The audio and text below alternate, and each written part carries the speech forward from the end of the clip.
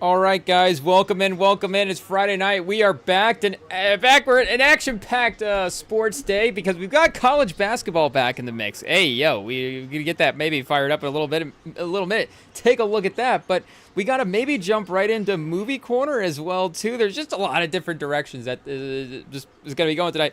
A lot of different things to follow.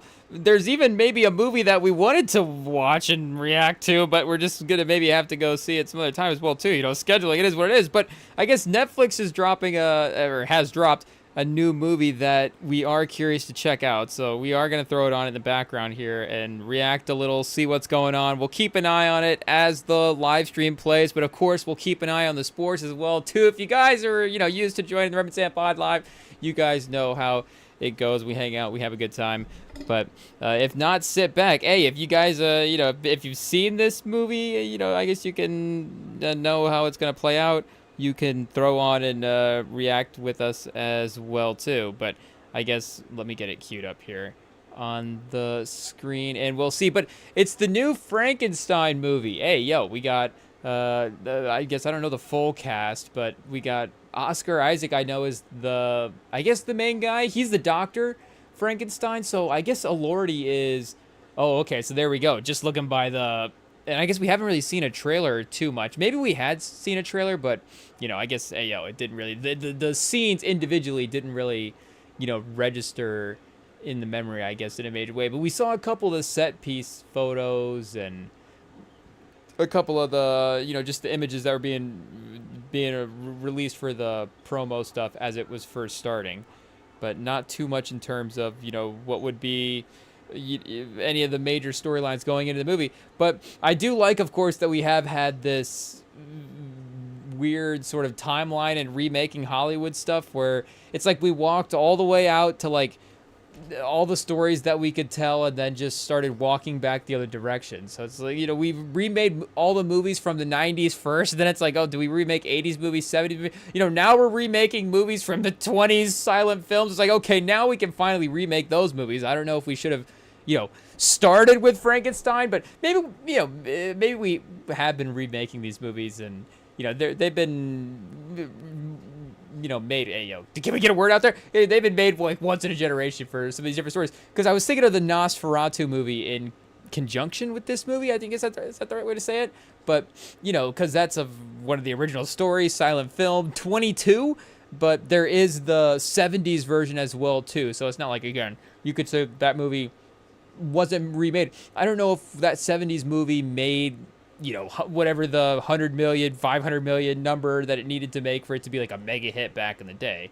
I think it still might have fallen more in the cult classic one. And I don't know if, again, the Nosferatu now was like the most successful movie, but it was, I think enough people went to see it where it's like, the Nosferatu legend has been growing at this point. I don't know. But we've got a nice little like icy ship captain situation. So I don't know if this is a time jump or if this is a current setting, if this is going to be like a classic, Frankenstein buried in the sand or buried in the ice type situation, buried in lost type Captain America type story.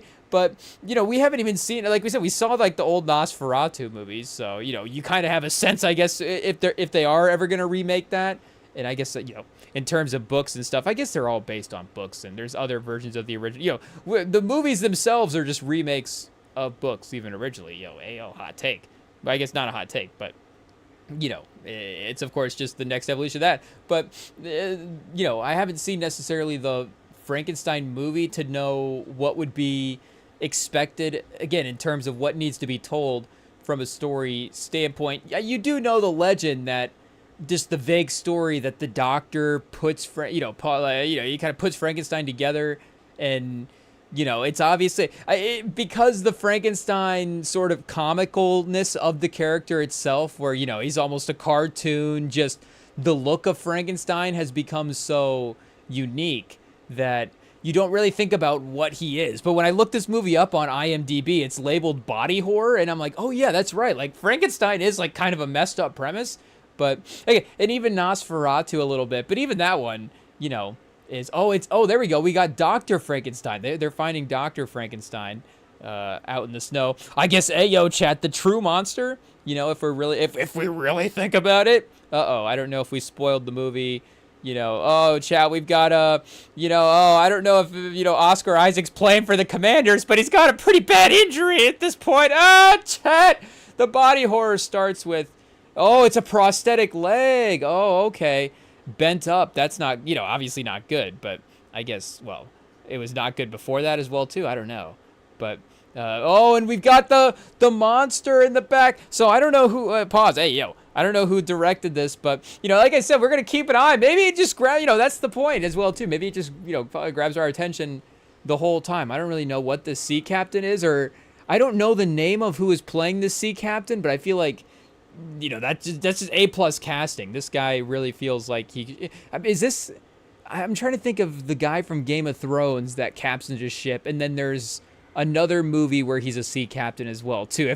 If that crossover sounds familiar to anybody, a guy that was a sea captain in Game of Thrones, and then also in a movie within the past 5 to 7 years as well, too. He kind of reminds me of this guy. So it could just be, I guess we could look up this guy's IMDb, go to the cast and see, early ship captain, but early ship captain? Hey, yo. But we got, is this Elordi on screen? So I guess this will be, like we said, our first time of really seeing what they're looking at for Frankenstein as well, too. Because I don't think it's going to be sort of I guess, is it going to be the classic silhouette? I almost want to go pull up set photos now and kind of spoil what it's going to look like. And I love that we just got Week 10 college football bubble watch in the background. Should we go NBA scores instead? Of course, NBA Cup, Frankenstein. What else do it's only appropriate. You have to watch Netflix in the background of something else. Hey, yo, chat. It is what it is. But I almost want to pull up the set photos just to see if they're going to stick with that classic silhouette for Frankenstein, because that is, again, what is iconic about silhouette, but also what is iconic about the character is his silhouette, but it is one of the iconic things about him. I guess you get what we're saying there. Hey, yo, it's iconic enough that I feel like they need to have it in there, pause, but it is something that I guess if they wanted to try to do a variation on it, then maybe, we'll give them a chance to see what their creative take on the look of Frankenstein is. And again, I don't necessarily know adaptations throughout history as well, too, if, what the variances have been off of that classic Frankenstein look. But Victor Frankenstein? Is that his name? Hey, yo. I guess I don't know what the name... Does Frankenstein have a first name? I'm not exactly certain. Oh, gets blasted off the ship. Pause. I guess I don't know... was he really threatening at that point? Maybe we should go back and rewatch. But, hey, yo, the hands, chat, the gnarly hands. Yeah, this is gonna be a tough Frankenstein right here. This is gonna be a brutal, like, actually, what would Frankenstein look like? Like, if we just, if we just Googled Frankenstein. I guess book, what's the original? Book by Molly Wollstone Shelley, or Mary, hey, yo, Molly. Mary Wollcraft, hey, yo, Chad, this name is crazy. Mary Wollstonecraft Shelley. Okay, I think we got it there. Really, a writer, maybe probably came up with their own name there as well, too. Oh, shout out, iconic story, goes way back, 1818. Hey, yo, so... movies had quite a run at this point. I guess 1818 to 2018 is, 200 years. So 200 plus years of this story being told, bravo to Mary Wollstonecraft Shelley. Hey, yo, if we remember the name right, Mary Shelley. Wollstonecraft, though, I feel like, Wollstonecraft should just be the name. Honestly, at that point, that's pretty cool. But, a generational story, because one of the greats, I don't know necessarily, well, I guess, shout out, the Bible, hey, those would be, of course, in terms of passing down stories, but in terms of, I guess, maybe a little bit more fictional route would be, a little bit more of the sci-fi stuff, the Frankenstein type stories, and I don't, maybe, stuff more along that lines. But the 200-year mark does seem pretty crazy.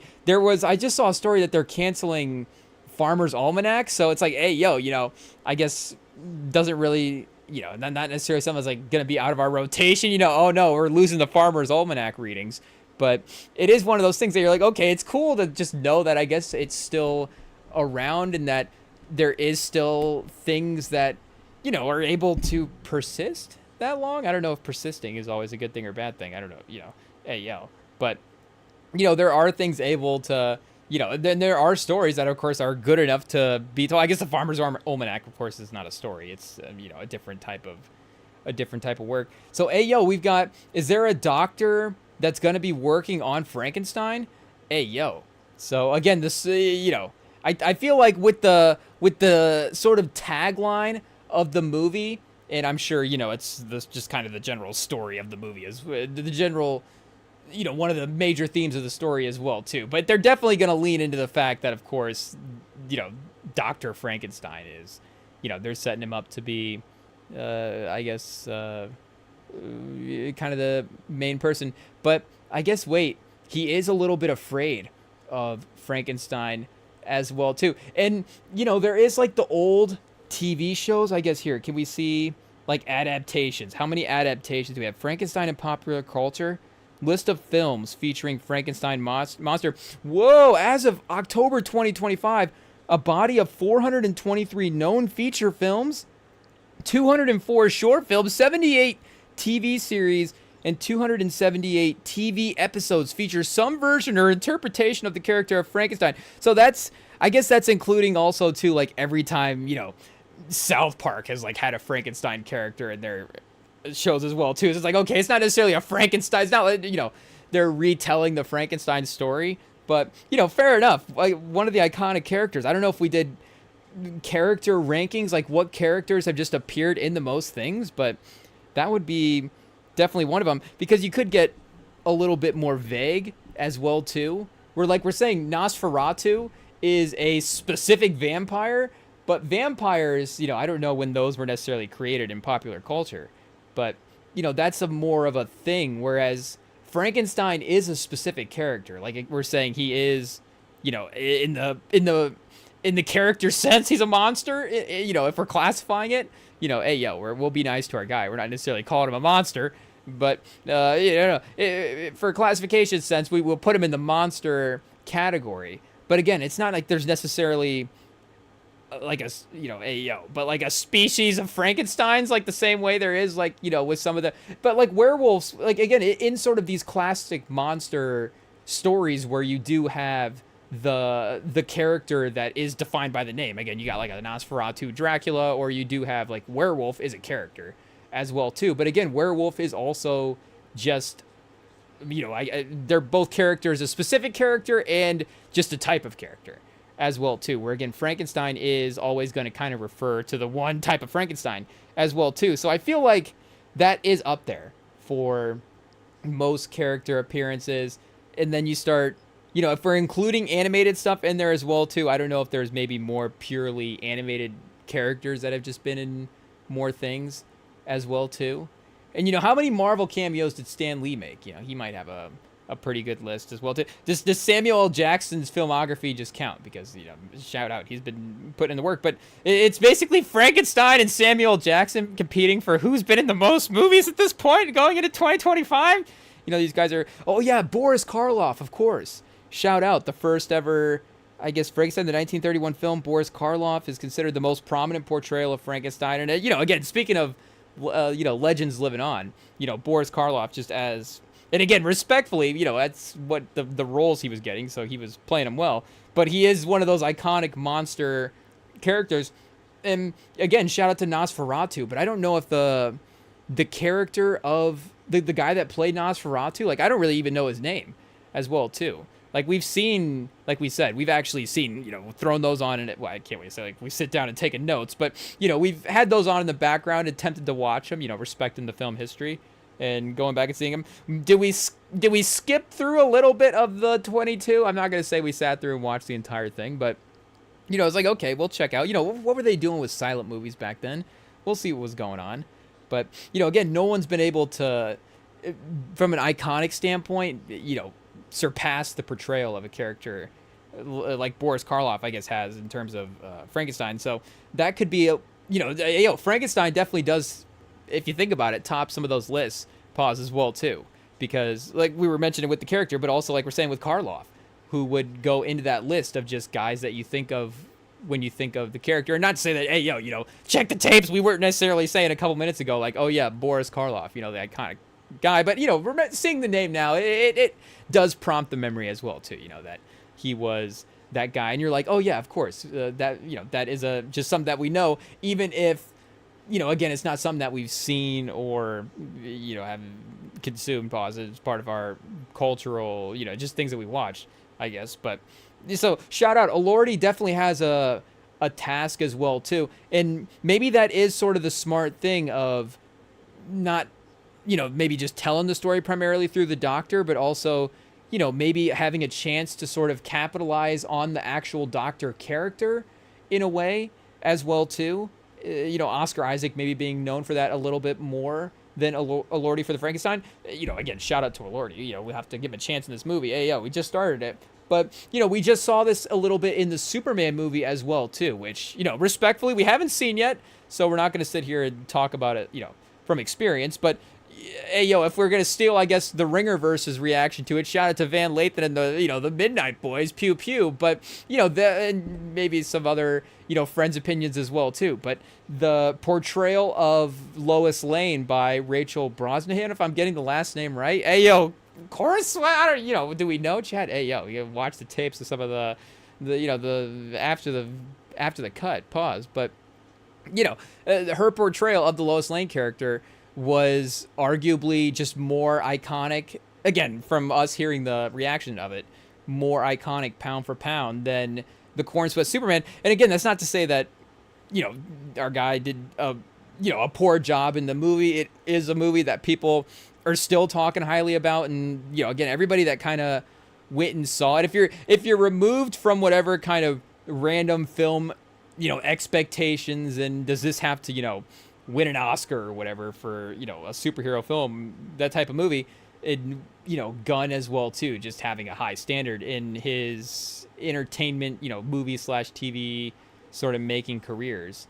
But again, a very enjoyed movie where Cornsway did a good job, but Lois Lane still seemed to be the character that stood out, and the Lex Luthor character as well too. I think people were definitely praising. Is it Nicholas Hoult that was Lex Luthor? Shout out. Hey, just rewatching him in Mad Max. Rewatching him in that, it was like, yeah, this guy is he's gonna have a run at some point. I think that he's definitely done a good job of having good roles and picking interesting scripts. Even a movie like The Menu is just a fun movie to go back and be like, yeah, that's a very rewatchable movie, a unique setting, unique kind of premise, and just an interesting story to be involved with for an hour and a half, 2 hours there.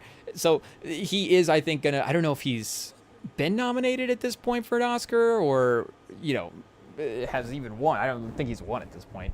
Shout out, not saying that disrespectfully, but he is the type of guy that you could see that definitely happening for in his career. And I guess Mad Max at this point was 10 years ago, but he's obviously very good in that role, more than very good, and that's just one of the more prominent movies that he's been in.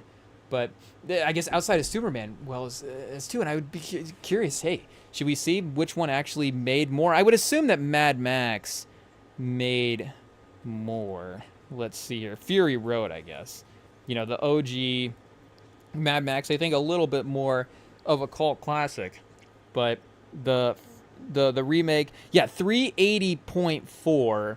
And, I don't know. Wait, so do we go like in the year? Does it say grossing where it was in the year? A long history of it, of course, being developed, but nominated for a ton of Oscars, making it the highest grossing Mad Max film.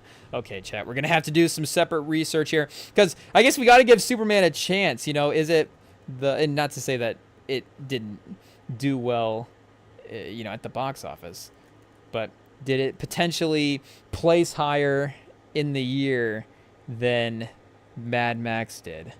Though again, this is going to be a tough bar to crack at this point. Plus, and I don't know if this is still calculating, not necessarily box office as well too, but how much time goes into that number there. So if we can get, yeah, here we go, highest grossing films. Mad Max. Okay, so we're not in the top 10. The 10th highest grossing film of 2015 was The Martian at 630 mil. So Mad Max a little bit of a ways away. I don't know if it, if there's a little bit of a drop in the numbers where we get to Mad Max a little bit quicker. But here, let's go 2025 in film and see. And of course, the way the international box office changes some of this stuff, not just the American movies, but also the international movies as well too. Because yeah, we have, of course, a Chinese movie at the number 1 spot. I was gonna say, shout out. We're not gonna try to, butcher the name, Ayo. But the movie's definitely, making waves. Oh, Demon Slayer as well too. Of course, a lot of people were talking about that. So yeah, Superman. Oh, and it did do okay. So yeah, it did do more at the box office than it, as a byproduct of that, is placing higher in the year. So a more successful movie than Mad Max at the box office. Shout out. I don't know if quite critically, it got to that level. Again, Mad Max really cleaned up on the nominations, and shout out. Where did the big picture? I guess it's a second, ringer shout out. Hey, yo. But let's see here. Well, I think they had it in their top 10 for movies since 2025. Movies of the century. Hey, yo, not Picture Me Rolling.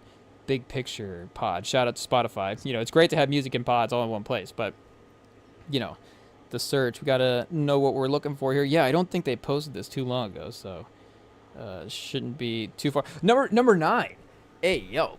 So, shout out, a top 10 movie of the century. We'll see the next 25 years, the big pick, they do their list of movies, 25 best movies from 2025 to 2050. I don't know what it would mean if Superman was in the top 25, but yeah, maybe it ages gracefully as well too. Oh, chat, there we go. Another gnarly shot of Frankenstein emerging from the ice and him wandering around as well too. So I guess he's gonna make his way back.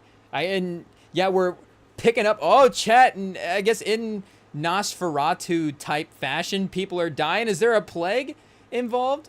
Did we just lose? Is it Christopher Plummer? Hey, yo. Okay, well, now we actually have to pull up the cast for this movie. So let's see here. Okay, Frankenstein. Oh, and Guillermo del Toro directed. Okay, I was gonna say there is a major director attached to this. So this again is not just a remake. Well, it is of course a remake, but this is also in general as well too. Like we're saying, just the next big picture by a major director. So is this? This isn't the follow-up to The Shape of Water. There must have been another movie in there as well, too. I'm not remembering. We don't want to just read the plot. Okay, so wait. We'll scroll down here. Chad, not Christopher Plummer. What's his name? Charles Dance. Shout out. Hey, yo, we're just throwing out old English guys' names. Like, we know who we're talking about. Charles Dance, iconic. They had him pulling up there. Yeah, Baron Leopold Frankenstein, Victor Strick's oppressive father, and renowned physician. Whoa, pause. The renowned physician? Hey, yo, Chad, is that a position that Charles Dance? I'm not sure, but the Baron Leopold Frankenstein is his character anyways in this movie. David Bradley as Blind Man. Okay, shout out. But yeah, I guess spoiler alert, because we're just going to be talking about this movie as it happens as well too. So, if you're watching this movie, a couple minutes behind and you're like, oh, pause. Hey, yo, Charles Dance is in this. This is great. He's my favorite actor. I hate to spoil that. Unfortunately, hey, yo, enjoy it. Run back the first couple of minutes of this movie because that is the Charles Dance showing up for a quick paycheck. But, he's looking good, of course, in the Baron attire. And, speaking of the Game of Thrones crossover as well, too, he was he's a Lannister in Game of Thrones. I feel like once they I guess, hey, yo, big spoiler for Game of Thrones if you haven't seen it. Hey, yo, 3, 2, 1. Once they kill off the Richard Madden character, I was like, okay, is this like The Office losing Michael Scott? I'm like, I'm out. I'm done. I don't know. So maybe we need to, go pick the show back up and keep watching at some point. But I guess, Charles Dance. Oh, chat, we've got a Darth Vader situation here. Hey, yo.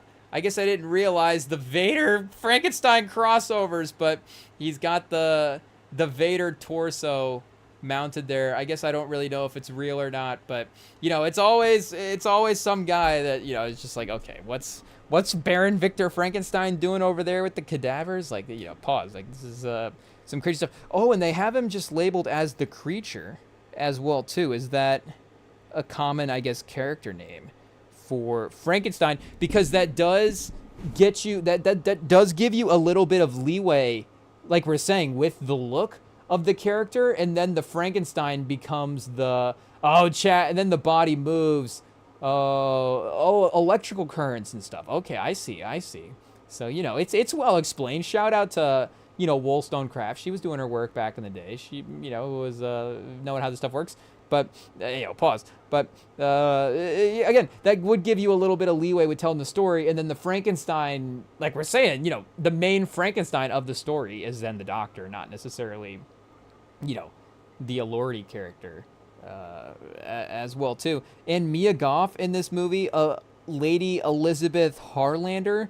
Elizabeth Frankenstein. Okay, so I guess the bride of Frankenstein. William's fiance, for whom Victor has feelings. Ooh, okay, wait. So William, Victor's younger brother, Felix Kramer. Shout out. All Quiet on the Western Front. I was gonna say I feel like I've seen his face on something depressing. Pause. But yeah, all Quiet on the Western Front. Of course, I guess iconic remake as well too. So I guess a love for 1920 cinema from our guy Felix Kramer. Shout out, remaking all these movies. But yeah, like we said, Guillermo del Toro as well, and the Oscar Isaac factor was something I was excited about as well too. Because speaking of Nicholas Hoult having a moment, like Oscar Isaac is starting to hit that stride, I think, where he is in that respected actor territory, but I don't know if he's quite crossed over into the award stuff quite yet. Like, let's see how many times, I guess, what that would look like from an Oscar standpoint. And I guess we're thinking awards as well too, because of course the Grammys did get announced today. We will look over those nominations here in a little bit. And we've got Magic versus Celtic in the third quarter, end of the third quarter. 84-80. So that game is turning out to be a pretty good game as well too. We haven't forgot about the NBA Cup action in the background. It is what it is. And we do also, of course, I mean, you if you're keeping an eye on the sports schedule, we got Spurs Rockets, and we're trying to keep an eye on that as well too. But so we'll try to pay attention the best we can. Make no mistake, we're gonna lose focus a couple times. It is what it is. But I guess, do they have, where's the awards page at, chat? If Oscar Isaac doesn't have an awards page, then that, of course, needs to be corrected as well too. Reception and acting style. Reception. In 2016, Time named him one of the 100 most influential people. In 2017, Isaac was described as the best dang actor of his generation. Whoa, by Vanity Fair's chief critic, Richard Lawson. So I guess, we'd have to think about who would be considered in his generation there. Are we talking like Oscar Isaac versus he's not Denzel's generation. Will Smith, who's he competing against here? But, and I guess, are we talking box office? Obviously, we're talking sort of actorness, I guess, as well too. But that's what I'm saying. Oh, maybe, we were referencing Ethan Hawke a couple of live streams ago. Maybe he does have a little, I was going to say, pause, a little bit of Ethan Hawke in him, but, pause. But maybe there is some Ethan Hawke parallels with the career, but also, is he an Ethan Hawke's generation? Like, I don't know. That's a tough, DM us at Reverend Sam Power on Instagram. Best actor between Oscar Isaac and Ethan Hawke that'd be a good movie as well too, of course. Both those guys are starring in it. And shout out Christoph Waltz just showing up. So, maybe a touch more diversity in the Frankenstein movie. I don't know, but per se, the characters that are showing up, we're not necessarily upset about that either. All great actors. So shout out, all deserving of the roles they do get. We're not saying that, but and either way, Oscar Isaac, like we're saying, we're not necessarily seeing where the accolade. Oh, here we go. List of roles and awards of Oscar Isaac. Some Golden Globes in the mix here. Okay, here's the filmography, awards and nominations. Yeah, I'm not seeing anything from the Academy on here, but you do have, again, multiple awards from other associations, so that's not to say that his work is unrecognized or, not that he's just not a good actor as well too. Like he is obviously a really good actor, like we're saying.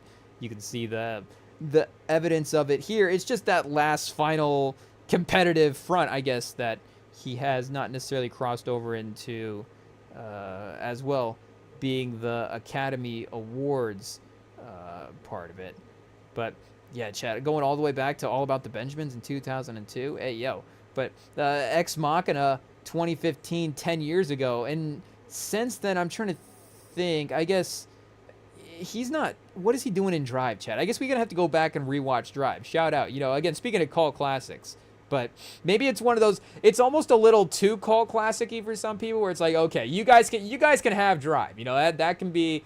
Like the cult is really intense. Like we don't necessarily, not to say that we don't want to associate with the cult of the Drive fans, but again, it's like either Drive is the best movie of the 2000s, or it's a good action movie. Like shout out, is it better than Collateral? I don't know if that's not the battle for the #1 action movie of the 2000s. I'm just saying. I feel like there's a couple of movies that I could name that we could at least have the argument about Drive versus this movie.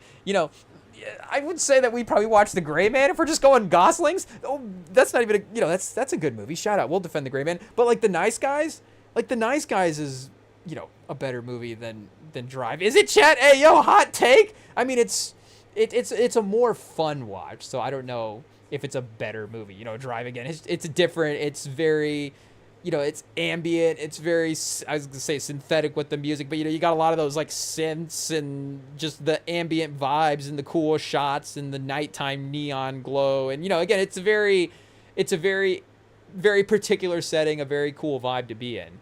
But it's like, okay, The Nice Guys is just more fun, and Gosling is great and everything he does as well too. But either way, I don't know. Again, I can't necessarily remember what Oscar Isaac is in that movie. So shout out. Maybe we're just really lacking here, but we'll catch up. But yeah, shout out, I would say. And that would have been 2012 as well too. Born Legacy, and again, some of the smaller movies, or maybe just these other ones that we're unaware of. I wouldn't necessarily be too sure. But yeah, like I guess a Most Violent Year was kind of a good role as well too. I guess I don't know, like the Rotten Tomatoes score for this movie. Oh, okay, it's got a page in here called Top 10 Lists. So A Violent Year was listed on most critics' top 10 lists. So I'm guessing this is for the year as well too. Brian Tellerico of RogerEbert.com. Robert Ebert? Who's that guy? RogerEbert.com. Robert Ebert didn't quite have the impact on the business that Roger Ebert had. Shout out. Roger Ebert, of course, is the guy that we reference. I don't know. I think Robert Ebert was the Uber driver that was giving us opinions about movies earlier. But Brian Tallarico from RogerEbert.com had it at third for the year as well too. Again, this is A Most Violent Year, which would have been him and Jessica Chastain, which shout out to her. They got Molly's Game on Netflix right now, and make no mistake, they've got you've got like Netflix just sitting there, and it goes into the sort of, not the sleep mode, but it starts going with the banners for the shows and the movies that are on there right now. The Molly's Game banner that scrolls through with Chastain on it, it makes me want to watch this movie every time. Hey yo, shout out to Jessica Chastain. But it is what it is. But yeah, I guess a very highly regarded movie. I guess we don't necessarily have to go through every Oscar Isaac movie here and see which ones were, again, like the beloved classics or whatever. But you would say that, about 10 years ago, he really started to, turn the corner in terms of being, that notable actor, and the movies, again, starting to cross over into more popular movies as well, too, because, he's joining bigger franchises and stuff at that point. And Poe Dameron, yeah, I was going to say, is he in, okay, The Force Awakens? He's not in, like, Solo or one of those, well, not Solo, what's the other one I'm thinking of? Rogue One. Yeah, he's not in Rogue One, because Rogue One's in it. Hey, now Rem has to remember Star Wars facts here. Rogue One is set right before the first movie. So the next Star Wars movies, of course, way later in the timeline, Luke Skywalker, old man, all that different stuff. So Poe Dameron, I don't think would have been around for Rogue One, but he was, one of the, of course, major beloved characters / just, anything to happen out of those Star Wars movies. And I'm not one of the guys that's going to sit here and, really, disgrace the Star Wars movies. Shout out. I liked Star Wars. I wouldn't say I'm as invested into the franchise where we care if we have a good Star Wars movie. Like, and I'm not trying to be disrespectful to Star Wars here, but, again, if it's, I guess, Marvel still, or like Batman, if it's like a Batman movie, we want obviously just good movies. So we wanted a good Batman movie just to have a good movie, but also we, like the character too, as well too. So we want the character to still, be in, good properties and have good moments like that in pop culture as well too. So, hey, it's like, let's, we just like to celebrate Batman here in America. Hey, it is what it is. But shout out Bruce Wayne. But and shout out Jaylen Brown. Hey, he had a little bit of the run in the broken nose face mask, the Batman mask. I think that's what it's called, right? The Dark Knight mask. I'm pretty sure is what the superhero reference would be there for players that play in that. But yeah. So but regardless, and these Star Wars movies are fine. Hey, it is what it is. Like, I don't know, like, the canon of Star Wars and what do they follow, all the different stuff. Maybe they're off. I don't know. But the second one's kind of fun as well too. I like that one. And yeah, he's in, speaking of Marvel, we get him in the X-Men franchise as well too. And then I guess Addams Family. Ayo, of course, Dune. Where's Triple Frontier on here? Yeah, Triple Frontier. And then I was gonna say Dune would have been the big, mega franchise role, but spoiler alert for Dune 3, 2, 1. If you haven't seen it, Duke Leo Atreides. Speaking of short runtimes, he's obviously, and I guess Dune's, a little bit of a movie, so he's in it for a little bit, but unfortunately is not. I guess you see no Dune 2 here on the filmography. No, not even a flashback. Hey, I guess, it's following the books. I know Villeneuve has a text that he's following, but we can't even write in like a Paul's got to have a couple of visions in Dune 3 to get Oscar Isaac back in the film. Hey, and then he does the voice role in King of Kings, which I think was pretty successful as well, too. I guess 77.5 at the box office. Shout out.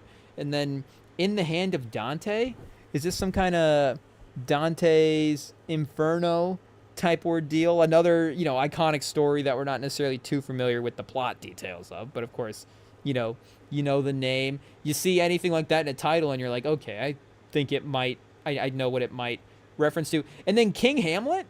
Hey, wait a second, did we just... No, Macbeth. I was going to say Denzel's in Macbeth. I think, what's that movie called? Is it just called Macbeth? It might be. Hey, it is what it is. Let's see here. Macbeth 2000. Is there a film? We might have to go to... it looks like there's a different Macbeth there. We might have to go to Denzel's filmography and see. Because I was going to say, they just remade a Shakespeare movie as well, too. So it's like, okay, now we're remaking Hamlet again? Hey, this is what I mean here about the long walk for remaking this stuff. It's like, okay, well, we just made this movie, but let's make it again. I guess, and that's sometimes the characters as well, too, recasting those.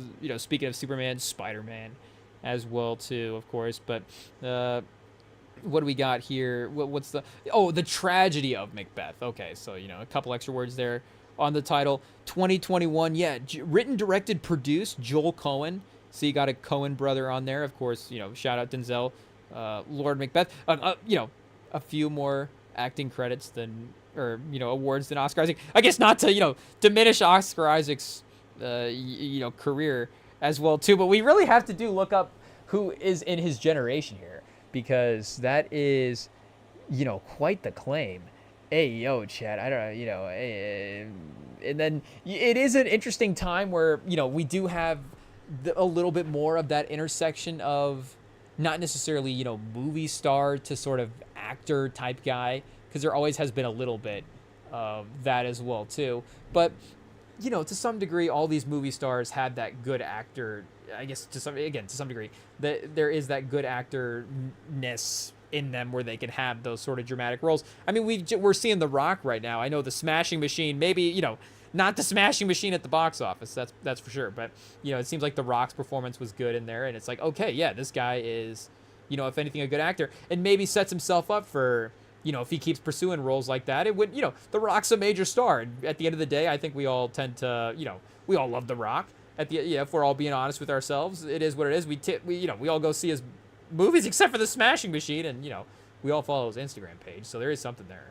But you could see him if he still is having the sort of transformational type roles that he does, build his notoriety in that as well too. And maybe again, the Academy could just look at his performance outside of obviously box office and things like that as well too. And yeah, the shots and the camera angles from like the clock tower and some of the sort of landscape type views. Again, I'm not necessarily like super familiar with Del Toro's style, but just and this might be a credit to him as well too, where you just see like set photos and things from it, and you can kind of know what his visual style is. Or again, Shape of Water is not necessarily a movie that I don't, have you sat down and watched the full thing, but you've seen enough pieces of it. You see trailers, when it won Best Picture, it's like, okay, you got to know at least something like what was going on with this movie. So you just have a sense of, again, kind of what his films are going to look like. But whoa, chat. Hey, yo. Guillermo del Toro not holding back from the I was going to say the lifestyle. I don't even know what you call it, but that's what it is. The methods of the day. I don't know what year this is set in as well, too. Maybe we look at that. And I don't even know what we're allowed to say, but hey, yo, what's the timestamp at this point in the movie? Because there is some crazy executions. This is wild.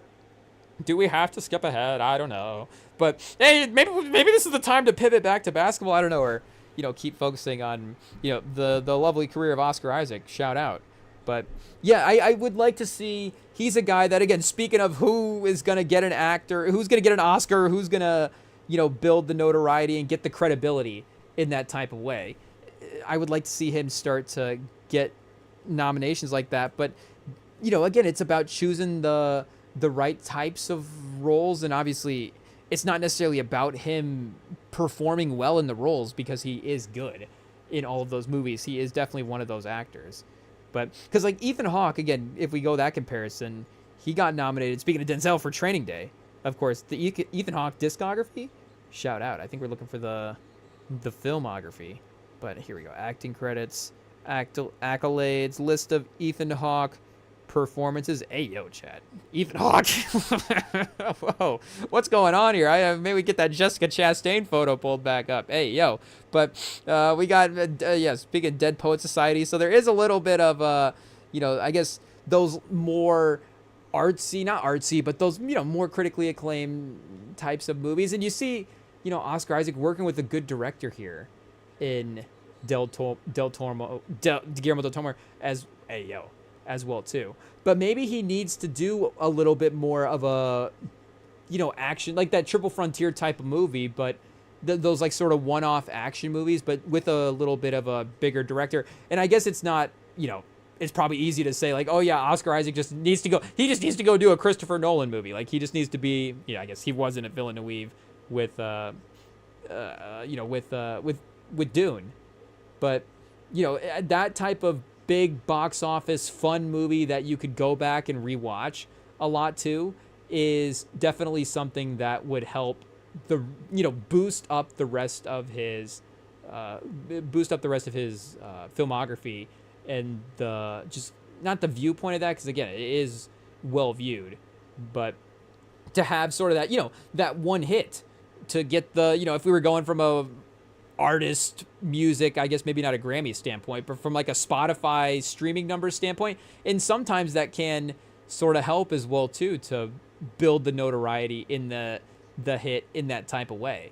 But then you also see, again, I don't know, the JID comparisons for our guy Oscar Isaac here. You see the guy put in the work, and he doesn't necessarily have to be, the number one most commercially successful guy, but also, JID's had his hits as well too, and big features and stuff. So, I guess, is that his Star Wars? Is that his dude? But again, maybe it's a little unfortunate that the big franchise that he was in is that Star Wars franchise. Not unfortunate for that, but again, from a rewatchability standpoint, I don't know. I was gonna say, when was Oscar Isaac in Brooklyn's Finest? But that's right. This is Ethan Hawke's filmography here.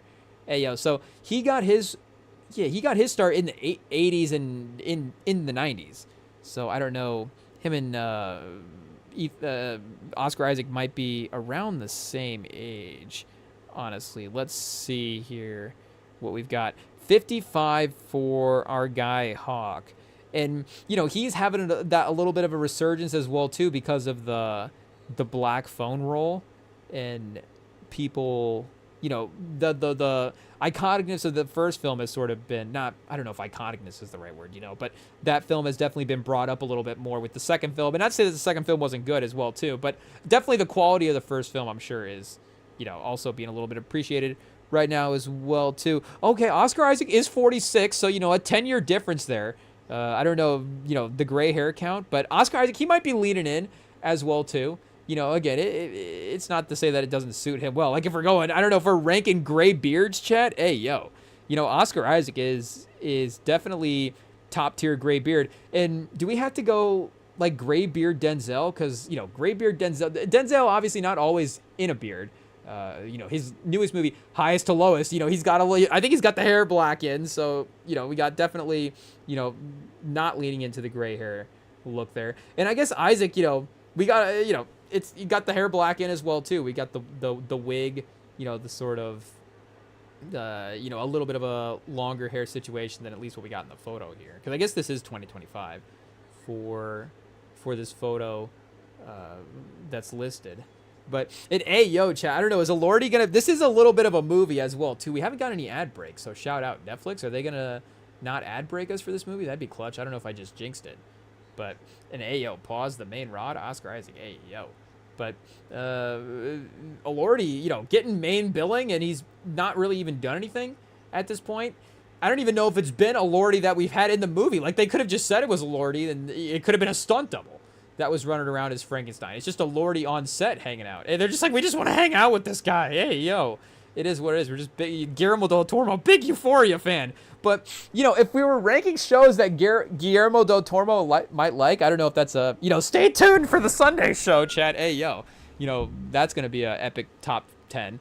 But Euphoria might be in there. I don't even know, pause. I don't even know, what else is Guillermo del Toro into, chat? Hey, yo, if you had like a couple of, half fish people, pause, hey, yo, maybe, I don't know, there's definitely a couple ways you could take that, but, as I say, maybe if you had a little more fish and Euphoria, but, if you had YouTube might have just taken us down, chat, I'm not sure, but, if you had a little bit more, there may be a little bit more, fantasy in, sci-fi-ness, I guess, in Euphoria, that maybe Del Toro, that would be the episode he directed. Or that's maybe another way to look at it as well, too. Like, he could do, like, a special episode directed by Guillermo del Toro. Might be crazy, chat. Hey, yo. And I guess, again, good directors, good actors. Like, if Guillermo del Toro directed Guillermo del Toro, GDT? If our guy GDT, Chat GDT? Hey, yo, this guy's just, like, AI for movies. He's, I don't know, a genius. He's an auteur, I would say, I guess, in a way. I don't even know if we're using that word right, but we here, speaking of the big picture, they use it over there, so we'll use it for Guillermo del Toro. But, yeah, Oscar Isaac, I guess, hey, yo, not Ethan Hawke's generation, so maybe he is the #1 actor of his generation. Should we ask the chat GPT, or we just ask the Google AI? Oscar Isaac, who is in? Oscar, who is... pause. Whoa, Oscar Isaac's generation. Hey, yo, let's see here. What generation is Queen Latifah part of? Inside Oscar Isaac's Christian upbringing. Top 10 coolest things about Oscar Isaac? Okay. Oscar, who is in Oscar Isaac's actor generation? Who are Oscar Isaac's acting peers? What is the right way to say this, chat? Ayo, the Bing AI, not very capable. Who are Oscar Isaac's? We can't spell, chat. Who are Oscar Isaac's acting peers? And let's see what we get here in terms of competition. Whoa! Leo. Okay, Leo tends to operate in a different age range, so I guess I wasn't considering him there. But Michael Keaton? Okay, so it's just like, well, here's 4 people that, immediately are above on the list. Carrie Fisher, shout out. I don't know if Carrie Fisher is in Oscar Isaac's generation. I'm sure that, she wished she looks at Oscar Isaac. She's like, hey, yo. But, Michael Keaton, I guess, again, RIP, obviously, Carrie Fisher, shout out. I'm sure at any point, Oscar Isaac would have been, happy to meet Carrie Fisher. I guess, did they act on screen together in Star Wars movies? And that just shows you that we didn't go back and rewatch those. Because her and Harrison Ford, they do make a cameo appearance. And I guess not necessarily a cameo. They're like in the movies. But yeah, Harrison Ford, hey, yo. Like Harrison Ford's like, I don't want to be in this movie for very long. So, hey, yo, take care of that. But yeah, Leo, if Leo is an Oscar Isaac's generation, then shout out. I don't know if maybe you could make the case, but Leo and Ex Machina would be pretty crazy. And that is kind of tough as well, too, because there is a gear that I think that Oscar Isaac, likes to hit in his acting that Leo gets to, a little bit of, like, Oscar Isaac, I think you could see him, to his credit, in all of those Leo roles, I think doing a great job. Like Oscar Isaac as Wolf of Wall Street, that is definitely a role that he could perform in. I guess, like Titanic, some of the younger Leo roles that maybe I don't, go back and rewatch all the time. Hey, yo. But, if we're, Inception, speaking of the Nolan, like Oscar Isaac, you're telling me that Oscar Isaac couldn't be in Inception, and that's, maybe a little bit more low key than like Wolf of Wall Street or Oscar Isaac in The Revenant. Again, these are all vibes, all settings, all types of movies that you could definitely see him in. But Leo, I think, just does have a little bit of an extra level to get to as well. So wait, can we go like actors? I don't know what's an appropriate Google search here, but actors in their 40s. And let's see here. Oh, I guess, it can be anybody, chat. Hey, yo. We just clicked on Bing AI. Sextus. I don't know why it had to, give us the option to search for males only. And I guess, hey, yo, it's just be like, that's because that's the only results you're getting. Hey, yo, chat. The Bing AI here is, Kevin Hart. We have to go 15, 16 guys into the list before we see some diversity here. Like, hey, yo. The Bing AI needs to step it up. And I mean, with all due respect to Kevin Hart, like box office, are we talking acting ability? I don't know. John Cena, chat. Hey, yo, shout out. But and again, box office, John Cena. Like, there's not a couple. How old's Michael B. Jordan? He might be in his 30s. But hey, yo, like Michael Ealy or Channing Tatum versus Michael Ealy. I don't know. That's a interesting debate. John Cena versus Channing Tatum. John Cena versus Michael Ealy. I don't know if they're going out for the same roles. But either way, this is crazy. Donald Glover, shout out. But Colin Farrell, Hayden Christensen, Ian Smallholder, Mahershala Ali, chat. Hey, yo, Mahershala Ali has like multiple Oscars. Anthony Mackie, shout out. We love Anthony Mackie. Anthony Mackie is a great actor. I mean, how many actors have played Tupac and Captain America? Shout out. So I think that's a pretty short list. Bernthal's another one, chat. We might have to do a who's gonna get an Oscar draft, maybe like an Oscar watch list at some point. I guess, shout out Mahershala Ali. Can we just put him back on the Oscar watch list? When's Blade gonna reappear? I don't know. Is it the next first Oscar watch list? Maybe that's what it is. Glover could get one as well, too. I don't necessarily know if the acting has been, like a steady rise up pause since Atlanta. I love that they also just have him labeled here as creative genius. Hey, yo, they have Tobey Maguire, Spider-Man star. They have Orlando Bloom, fantasy hero? Whoa! Hey, yo, I don't know if they're referring to his acting there or what, but they have him listed as fantasy hero. Alexander Skarsgård, just tall and talented? Hey, yo, Chad. I mean, Oscar Isaac might be the best of his generation if this is his competition. I mean, of this list, to be honest, I guess we have to. It's honestly Leo and Mahershala Ali are the two best actors. I don't know, maybe Benedict Cumberbatch, number 3. Oh, Bradley Cooper as well. Oh, Phoenix. Yeah, I guess shout out. We gotta rescroll those. Christian Bale. You guys, you gotta mention Christian Bale. It's like, okay, check the tapes. We were just talking about Batman a second ago. You think we don't like Christian Bale? It is what it is. I don't think we had to We didn't have to say anything there. Steven Yeun, if we're getting the last name right, shout out. Ryan Reynolds, I mean, again, like, I'm not going to sit here and say that Ryan Reynolds isn't in, fun movies to go back and rewatch. He hasn't had a successful career. He's a good actor, is like a good comedic, whatever. If he leans too far into certain types of comedy, then yes, anything like that can be a little bit overbearing. But, chat, 50 Cent! 50 Cent's the best actor in his 40s? Oh, shout out. I like this list, chat. Hey, yo, I guess is this just a list in general? Drew Barrymore, number 1. 50 Cent, 2. Angelina Jolie, 3. I mean, I don't want to turn this into a, how many actors are better than Oscar Isaac, but, I mean, Angelina Jolie? I don't want to say it's not. It's not close. Again, respect to Oscar Isaac. Like we're saying, he's got award-winning potential, so who's... is he a little Donovan Mitchell-y maybe? I don't know if he's Donovan Mitchell, where it's like, Oscar Isaac can put up some of these stats here in some of these regular season teams. It's looking pretty good.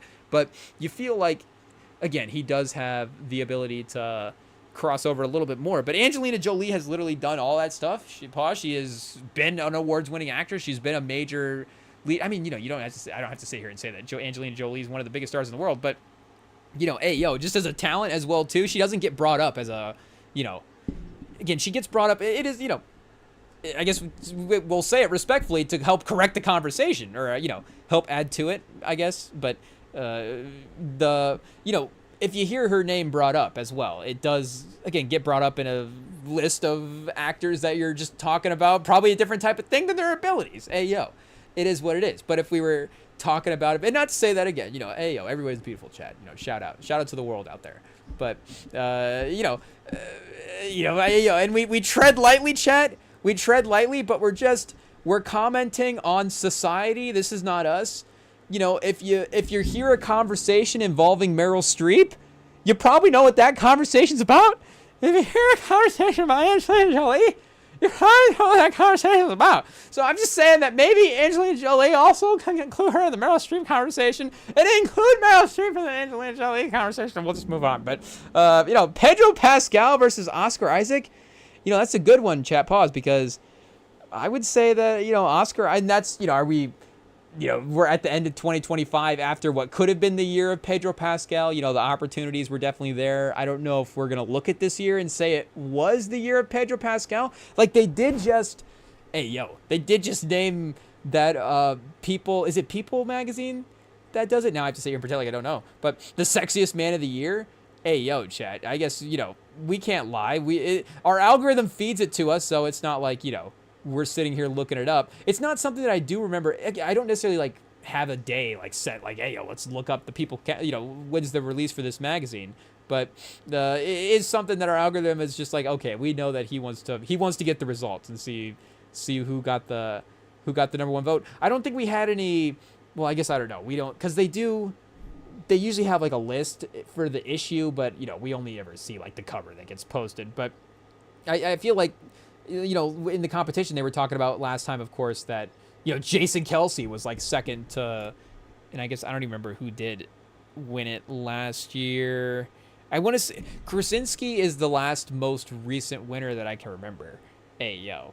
But I don't remember if he was 2024 or not. Let's see here. I think it's People's sexiest, what is it? Time? Is it Time? Maybe it is, let's see here, People Magazine. I'm sure it'll just be on the page. It's got to be one of the main things they do. Oh, yeah, here we go. Sexiest Male Alive. Shout out. One of the most competitive competitions out there, chat. It is what it is. Shout out our guy, Denzel. It's 96, chat. Denzel can't be a two-time winner. Okay, yeah, so I was remembering that right. Krasinski was 2024. We've had a bit of a run here, chat. Paul Rudd. Yeah, it was getting a little bit weird there for a second. Shout out. No disrespect to Paul Rudd, I guess. John Legend in 2019. John Legend's a charming guy. Blake Shelton, I guess, I don't know, every other year. But this is the first year where I was like, wait a second.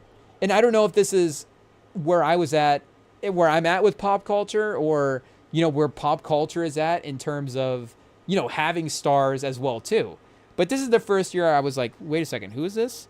So shout out Jonathan Bailey. I guess I don't even know, what he's credited. And if he's in, and that's, no disrespect. Again, this is just me talking about the stuff that I watch. I guess I'm not going to sit here and watch everything. But especially if it's in TV as well, too, like we're saying, obviously we're a little bit more movie focused here, just in terms of what we're throwing on. But, yeah, that was, I guess, you would still feel like some of the major TV stars would cross over just name-wise as well, too. Nick Nolte won in 1992. Hey, yo, shout out to Nick Nolte. Classic guy there, right? Shout out. But Swayze in 91, what a time, Chad. I guess speaking of every other year, Nick Nolte to Patrick Swayze, the 90s, that's a crazy, just 2-year sample of what the award is. If you're like, okay, both of these guys won the award in back-to-back years, what is this award? I guess, wait a second, what year did Nolte win? Oh, wait, how do we have it sorted here? Let's go back to years real quick. If you were like, let's see if we're getting this right here, 92, 90, yeah. If you're like, Swayze won this award in 1991, and then Nick Nolte won it in 1992. I guess if you go back to Richard Gere in 93, then maybe maybe you get a little bit of a clue there on what you're ranking. But hey, yo, shout out, Nick Nolte, of course, Blue Chips. Maybe we have to watch it tonight. But, yeah, hey, yo, so, hey, wait, has Oscar Isaac ever won this as well, too? So I guess not to say that because you do have, David Beckham hasn't necessarily won an Oscar. I guess neither has Dwayne Johnson yet, or Idris Elba. Maybe this is a little bit, is this like the number, who's the best bad actor in the business? Hey, yo, IT might have to cut that out. I couldn't think of a better way to phrase it. That's just, nobody listened to that. But, is this, is this a different type of ranking? Maybe Oscar Isaac is too good of an actor to be the sexiest man alive. Hey, yo, because make no mistake, and it's a credit to Michael B. Jordan as well, too. But, and, we were also off of the Black Panther run of him as that villain. So he had a very notable, just, good acting role and was getting acclaim from that. But in terms of him leading a movie and, carrying it to the level that he did Sinners, where it's like, yes, can you carry a movie? Okay, even in 2020, we probably would have said, if Michael B. Jordan's in a movie, that movie can be a good movie. We're not necessarily doubting that. But the consistency, and then, again, just the status in which he was viewed in 2020 as an actor, he was just in a little bit of a different tier. Hey, yo, we want to go back to the, it's like you're talking about, speaking of Mahershala Ali, hey, yo, Mahershala Ali, obviously, like Meryl Streep, both of them, obviously very handsome, beautiful individuals. But the conversations, like I'm saying, that they tend to get brought up in different conversations. Maybe Mahershala Ali is going to get discussed a little bit differently than Michael B. Jordan sometimes. And I guess maybe Mahershala Ali just won too many Oscars at this point as well, too. You just have to talk about it. It's like, hey, yo, this guy's a menace. But, yeah, Paul, shout out Paul Rudd. I don't necessarily need to sit here and, Paul Rudd, he may listen to the live stream. Hopefully he doesn't get upset. But, I don't know if Paul Rudd, again, has necessarily gotten the same critical acclaim as some of these other actors have. And we've got some kind of crazy, this is going to be the pause of the year, chat. Hey, yo, November 7th, that we made it to the pause of the year. But you got some kind of crazy down the throat shot here by Guillermo del Toro. I don't know if he fed him some kind of, that might have been the electricity, I think. I was going to say, I don't know if he was like some kind of pill or something we were seeing it go into the digestive system there, but I don't know why. Was that maybe up through the nose? I'm not exactly certain. But, he's getting, I guess here we go. We get we get the Darth Vader alive scene. Shout out. He is trying to shock Frankenstein into life here. See what happens. Yeah, chat. Hit it a few times. Obviously, in the movies, that's how it goes. The scientific experiment, it never works. But if you just get frustrated and just like punch it, then it'll probably kick into gear. That's the last recipe of every scientific experiment. It's a frustrated punch or a frustrated kick, and then it'll start working. You definitely a trope for remembering for movies. Shout out to Orlando for closing out that fourth quarter as well too. Hey, yo, didn't pay attention to a second of it, but 123 to 110. So they were, again, up 4 there going into the 4th. And for them, I don't know if the Celtics are pacing out to be the most vaunted team this year, but that's just from a record standpoint. Competitively, it's just more how the roster is constructed versus obviously there's maybe a talent discrepancy in terms of the 1 through 15. Hey, yo, and it worked. It worked. He's up. He's moving around, chat. Shout out. Again, a gnarly Frankenstein, a gnarly the creature. He's been in the gym. Shout out. I guess, does he have any skin? He might not have any skin. I don't know. Fortunately, Oscar Isaac's got the fruit of the loom on him. Shout out. Keeping in mind the Netflix audience, I guess, when he's like, okay, if this experiment's going to work, they're going to want to see this. So yeah, what do you do now? Because, you're just like, okay, well, do you remember me, building you? Like, you're like, you don't know who I am necessarily. Do you even know who you are? Hey, yo, like, what brain, pause, does he get for, hey, yo, maybe, I think Dr. Frankenstein maybe got a couple different types of brain for building this monster, but what type, like, whose did he use? Are you going to get the memories of that person in the creature? And I think he's just experimenting, right? Because, hey, yo, do we go, okay, pivot back to the Frankenstein story.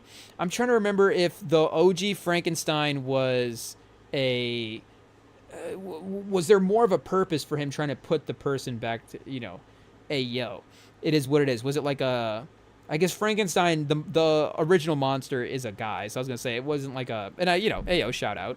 I'm not saying it couldn't have been. I'm just saying, probably how they were writing the story back then.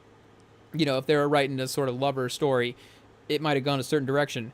But I don't think it was necessarily that, or like a son or a father or anything like that necessarily. Oh, and I guess they do call him the creature as well too. Okay, so that's cool. Ooh, and what's this? Hey, yo, this is very, very, very off-putting. An English editorial cartoonist conceives the Irish Fenian movement as akin to Frankenstein's creature in the wake of Phoenix Park murders. Whoa, in the 1982 issue of Punch. I was going to say, yeah, there is something very creepy about this. So, yeah, that's, terrifying if you're trying to get terrifying in a fictional story. But, hey, yo, seems like a couple extra layers there as well, too. Although the creature was described in later works as a composite of whole body parts grafted together from cadavers and reanimated by the use of electricity, this description is not consistent with Shelley's work. Both the use of electricity and cobbled together image of Frankenstein's monster were more a result of James Whale's popular 1931 film adaptation of the story and other earlier motion pictures. Earlier motion pictures based on the work. The impact of James Whale's adaptation is noteworthy enough that the 2025 publication of Frankenstein, the introduction of Jeanette Winterson, erroneously references the use of a massive jolt of electricity to endue life in the creature.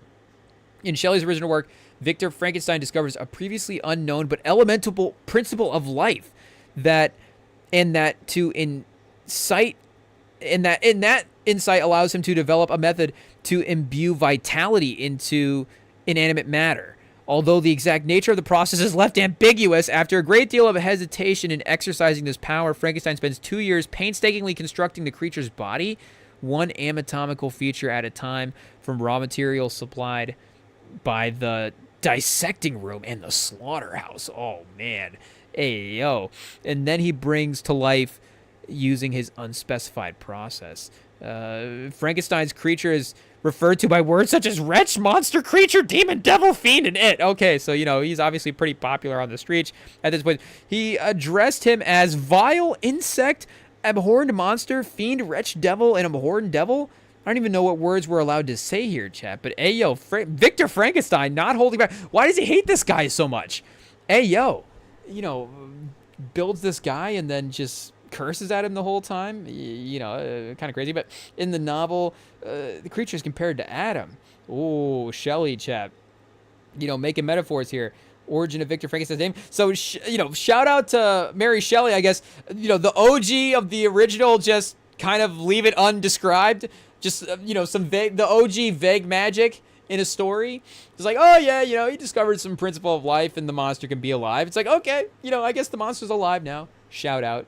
It is what it is. So we still don't really know when the iconic caricature version of Frankenstein was introduced, but that might be involved in that sort of TV show version that we were referencing earlier as well too. So he's got him up, he's got him moving around, like we were saying, impressive costumes and makeup and stuff. I know we are in awards territory, so I don't know what the window is again with the Grammy window just closing.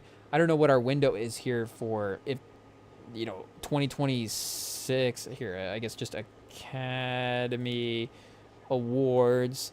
What is the window here for this next ceremony? And because it's gonna be in the spring, late winter next year, so I would assume at some point, sooner rather than later, that cutoff is going to happen. So, okay, these are the ceremonies, I guess. We got to scroll down here. We're only about 100 years away from getting to the right years here. So, okay, 98 years, chat, of the Academy Awards in 1996. Shout out if it is still able to hang around. Oh, wait a second. We don't have a 2026 page yet at this point. May have just looked this up as well too. 2026 Oscar window. What is our day here? Predictions. How come nobody just has this date out?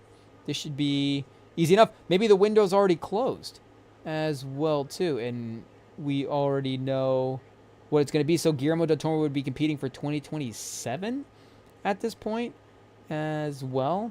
From Sentimental Value to Sinners to Wicked for Good to K-Pop Demon Hunter. No, because Wicked for Good hasn't come out yet. I think I was just seeing trailers for that.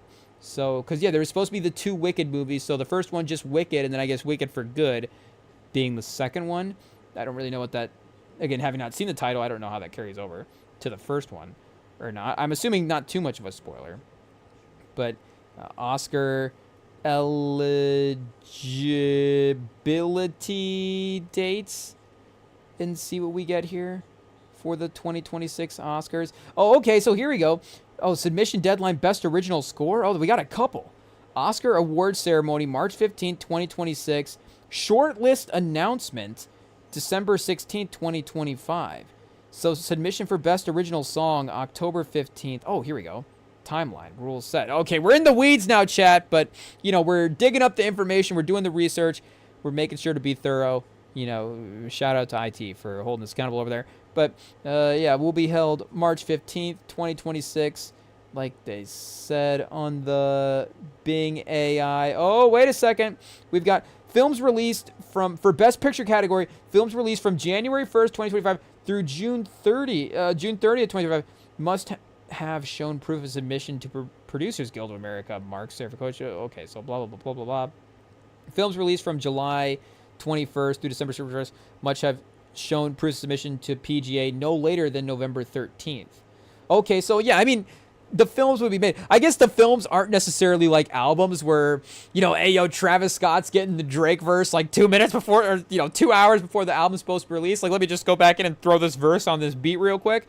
I guess, I don't, Travis probably take a little more time than that. But I guess, I just saw a clip of that as well too, so that's why I'm thinking about it. But I guess maybe he did cook that up in 2 hours. Shout out, or he's of course hyping it up. It is what it is. But the movie, if the movie is set to be released on December, we could just pick any day in December. But if it's gonna be like December 18th, and this movie's gonna get released, then the movie would have been made already by November 13th, so you could have submitted it for consideration. So I guess the Oscars are just the movies that are, simple enough, the movies that are released in 2025. I guess I never really even realized that as well too. First submission deadline, Student Academy Awards. What's the latest deadline we have here? Governor's Awards, the shortlist amounts. Voting begins December 18th. Governor's Awards on the 16th. Oh, final submission deadline for general entry categories, animated feature film, best picture, and raised form, Thursday, November 13th, 2025 will be the last day, I guess, for entries. So, yeah, and then it will be films that are released within the calendar year. Oh, that's so easy, chat. Hey, yo, pause to keep track of. Because, again, you got the Grammys over here going, like, August to August on their schedule. It's like, okay, we can't... Maybe we just...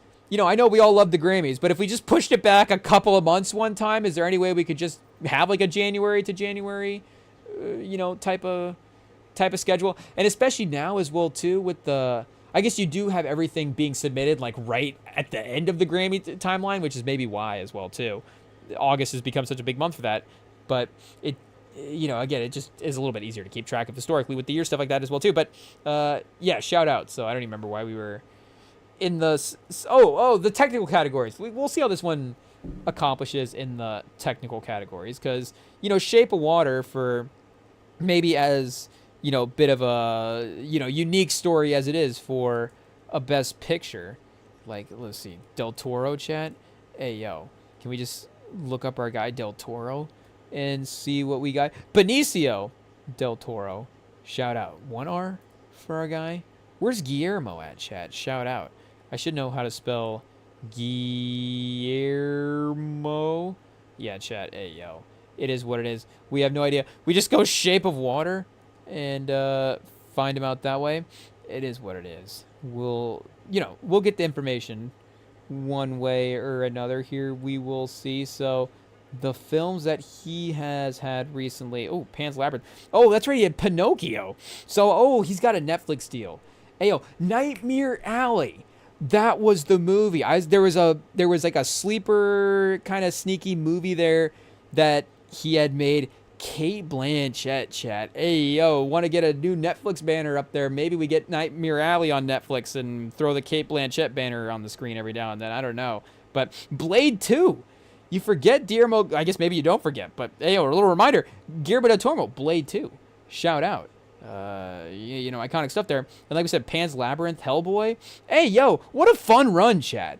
What a fun run. That's why Guillermo del Toro is such a legend. Again, this run that he's had, the Shape of Water, Nightmare Alley, Pinocchio run, is, a little maybe less going to go down in history than the Blade 2, Hellboy, Pan's Labyrinth, Hellboy 2, and then Pacific Rim. 4 movies in 10 years. Again, I don't know if we're going to compare that to Nolan and, Villeneuve and Coogler. But, Greta Gerwig, shout out. But, anyways, Hellboy and Pacific Rim are a couple of fun movies in there as well. And he has, of course, gone into the sort of the remakes as well. But the thing about him with remakes specifically, and I know that this one is, with it being kind of, again, a little creepier story, the body horror, all those different elements.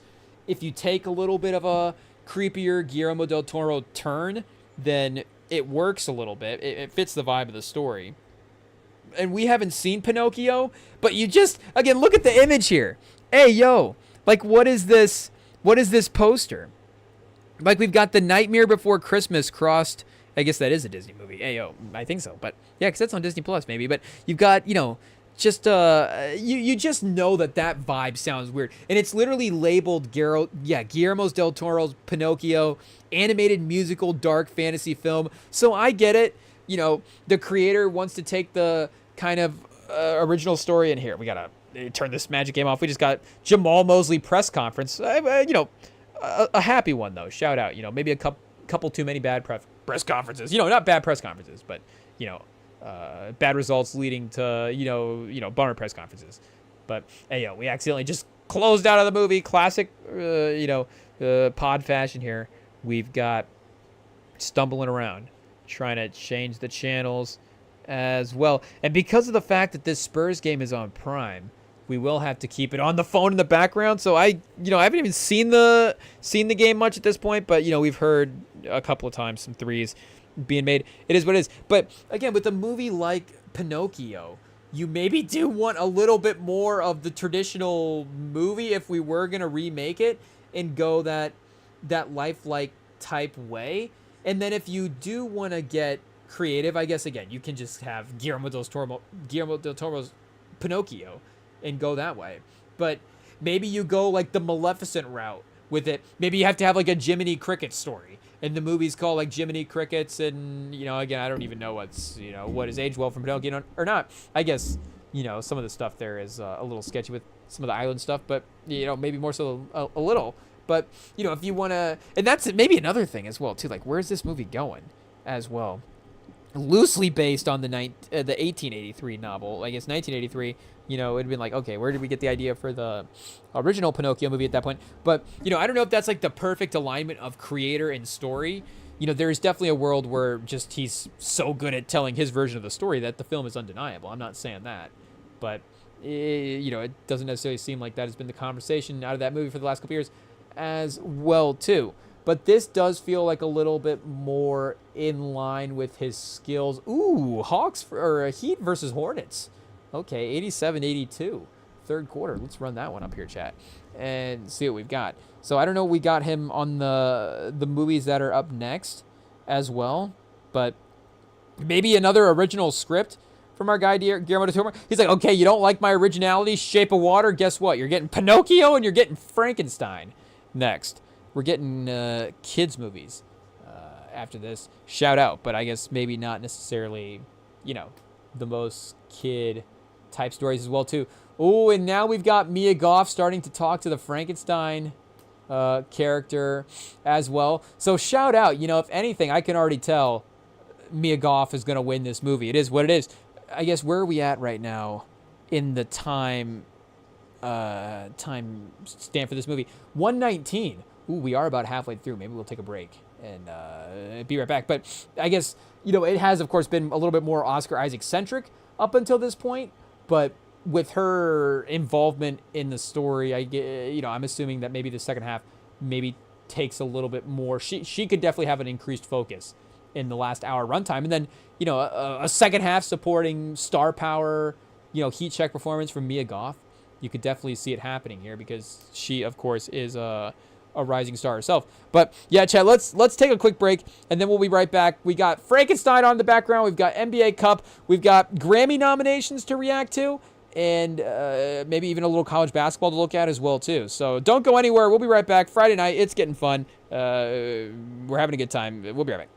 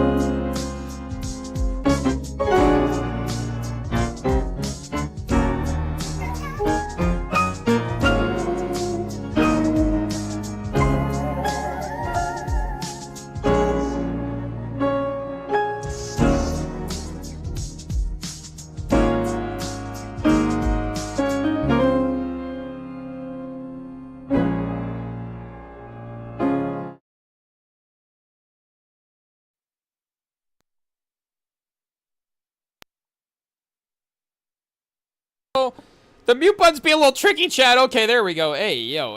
I think the connection's being a little tricky when the microphone unplugs, it like defaults to mute. So I think it was kind of dabbling in it. I'm like, hey, we're back. We're live. We still got the NBA on. We still got Frankenstein resumed and going. But I think maybe it's time to take a look at these Grammy nominations and to see what's going on as well, too. I guess we can get back to rambling about Frankenstein after that a little bit later as well. Hey, yo, let me get this little play menu bar off of the screen for the Hornets Heat game. We gotta lock in and watch this game.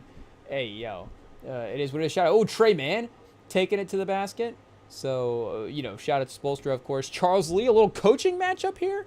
It might be, but like we said, the Grammys did get announced earlier today. We've all been highly looking forward to seeing what's going on there. Of course, a really great year with the first year. It's, it removed from the beef, of course, but that not to say that the storylines aren't necessarily, still at play or still involved. And we've got Frankenstein trying to get, who's trying to get the leg? Pause. Whoa, we've got somebody's, because that I guess Dr. Frankenstein has the prosthetic, so he wants to get. Is this like a Rocket Raccoon situation? He's like, I'm gonna get that arm. I'm gonna get that eye. Hey, yo. So, Victor is definitely a little tough on his Frankenstein monster.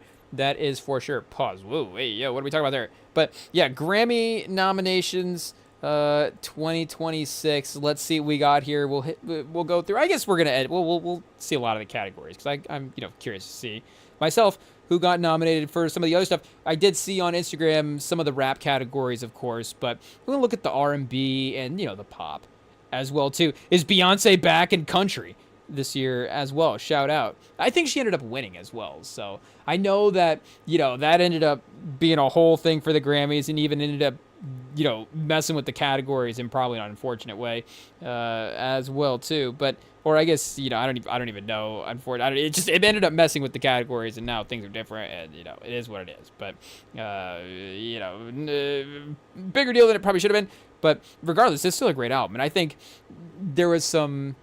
I saw this clip of somebody saying like, shout out to Beyonce for inventing country music, and then Shabuzi standing there, and he's like, wait a second, what did this person just say? And I thought that was it almost was more of a diss, I thought, at Beyonce than it was at, like, country music or this person being like, oh, now country music exists for real, that Beyonce makes it. Like, I was like, wait a second, is this person, like, being sarcastic about the fact that Beyonce is winning this? Like, that's what I thought was, if I had to guess, it sounded more likely than, again, it being the other way. But, yeah, shout out. We're probably not going to look at the country categories this year. It is what it is. It's Morgan Wallen just, dominating those. Again, shout out. So, complete list. Let's see what we've got here. Hey, yo. Is this going to be a struggle, chat?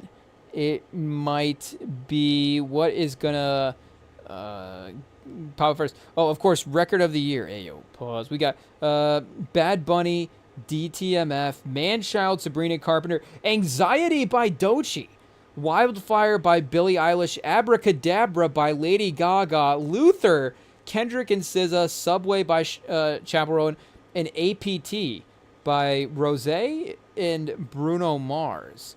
So wait a second, was Die with a Smile last year outside of the window? It might have been. I think that did get nominated at the last year, because I have heard that. I haven't heard. Maybe it's a different type of song as well too.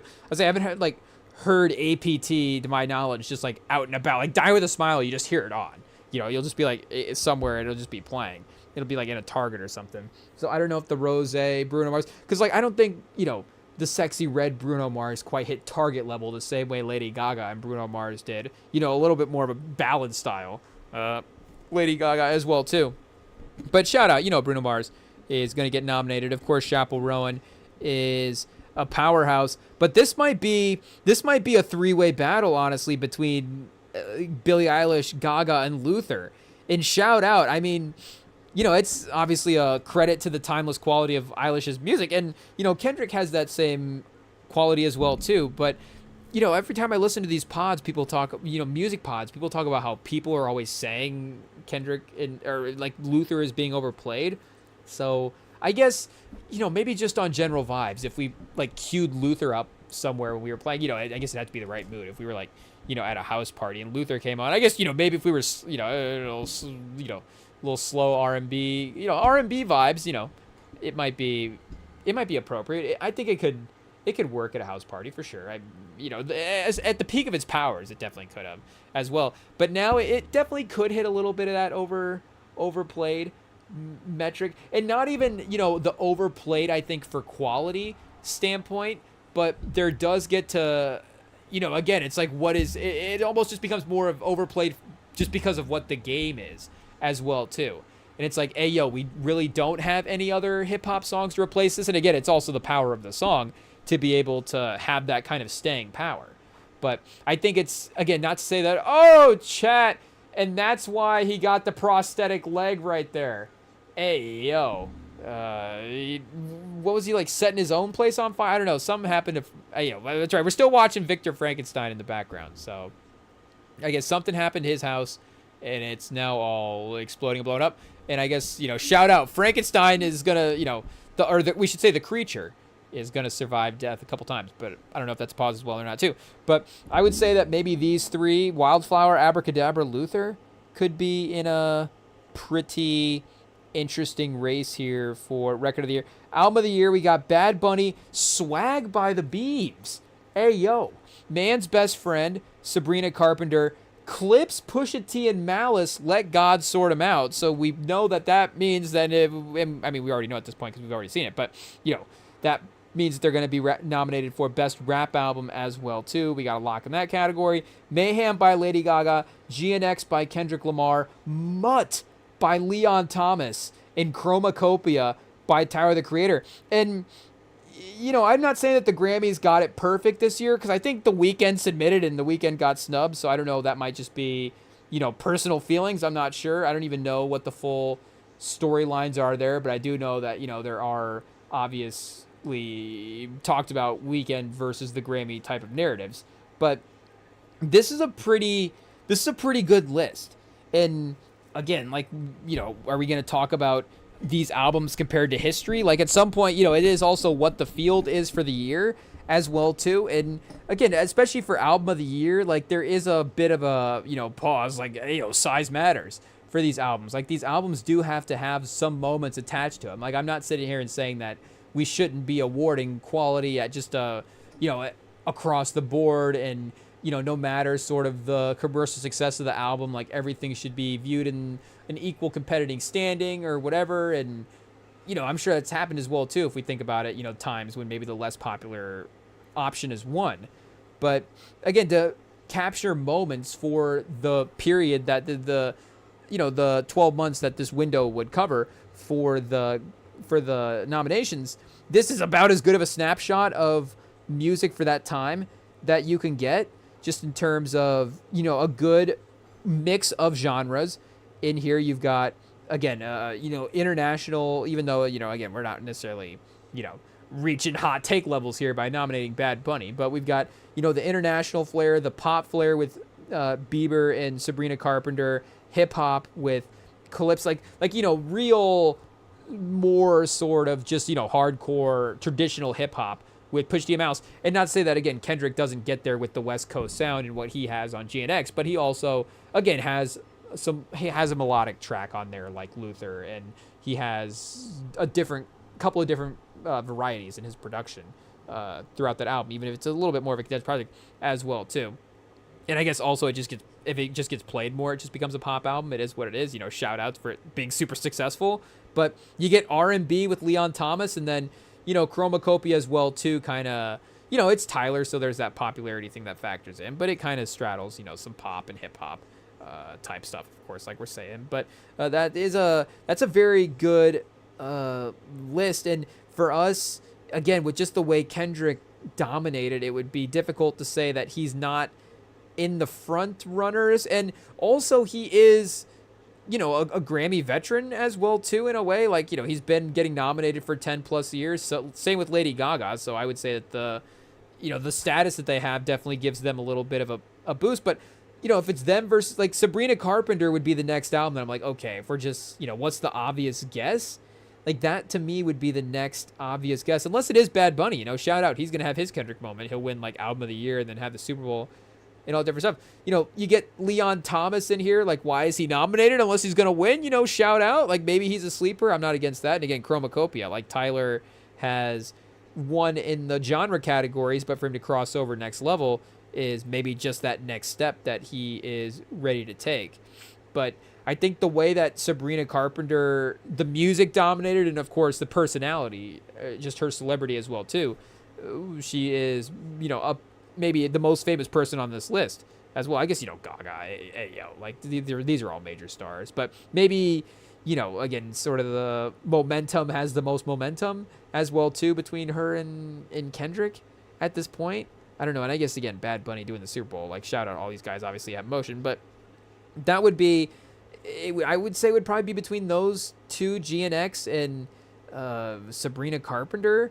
But again, I think, obviously you got to give Gaga some considerations as well. Song of the Year, Abracadabra, Anxiety, APT, DTMF, Golden from K-pop Demon Hunters. Ayo getting the Song of the Year, or Record of the Year nom, Luther, and then Manchild and Wildflower. So basically the same list as well, with Golden nominated. And then what was the different one nominated for? Oh, The Subway by Chappell Rowan was, literally the only difference between Record of the Year and Song of the Year. So again, it is pretty obvious what the dominant music was. And, shout out to Doechii as well too, which I know, speaking of the narratives of some songs, I don't know if this song is necessarily still being played in this moment in 2025, maybe the same way it was. But, for her to get nominated in the songwriting categories as well too, again, she won the album category in hip hop last year. So it's clear, artistically what she's capable of already. But now just, again, even on the individual sort of track level, and I'm trying to see here, if did Nissan Altima or something get, Denial is a River. Hey, yo. Okay, so did that get nominated last year? Let's see here. Awards and nominations.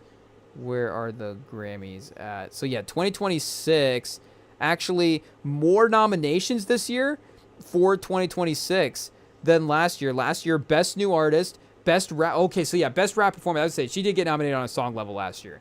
And Best Rap Performance, Nissan Altima. Obviously, that performance is great, whether or not you nominated. I just couldn't remember if it had gotten recognized on that level.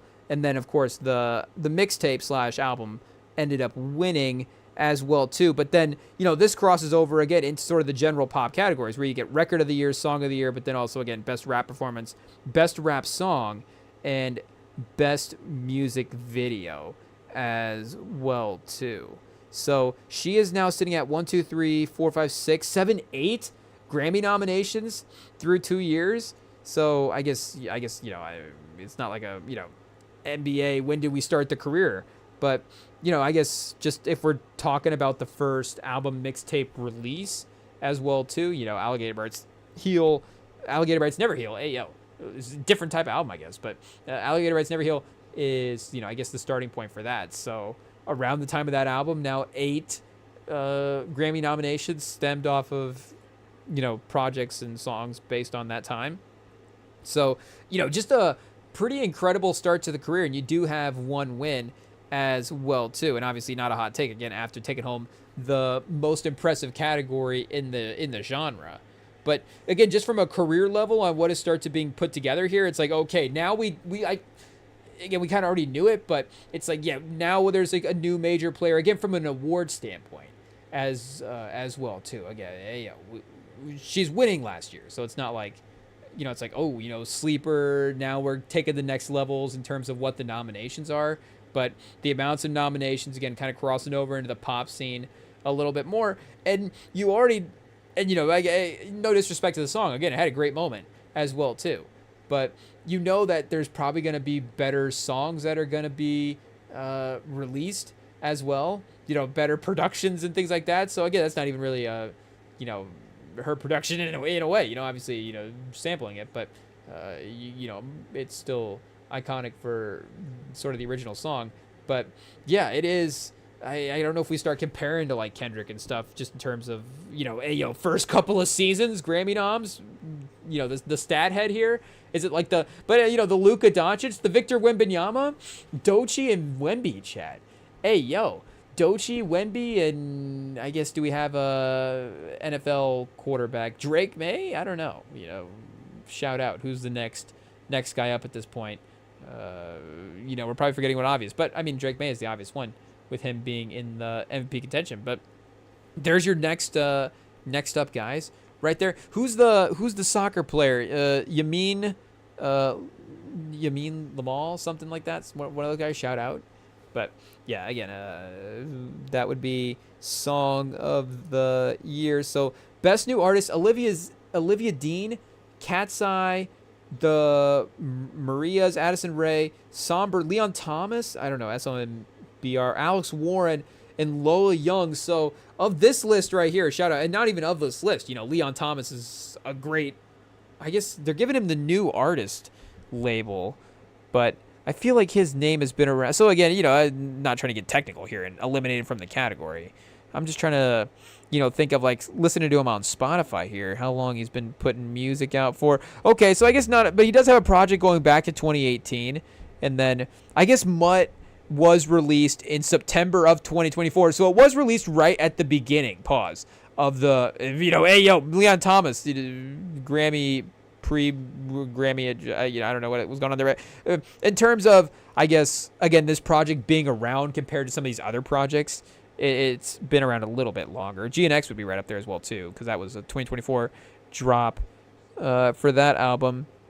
But Electric Dust going back to 2023, so a couple of years. Again, I guess, you know, I don't always assume that just because I listen to them on Spotify at a certain time as well, too, means that they're an emerging artist. I actually kind of think the opposite as well, too. I just kind of assumed that I was like, okay, I'm listening to Leon Thomas, and not to say that, again, he hadn't he hadn't already, you know, made it big by the time we were listening to him with this album.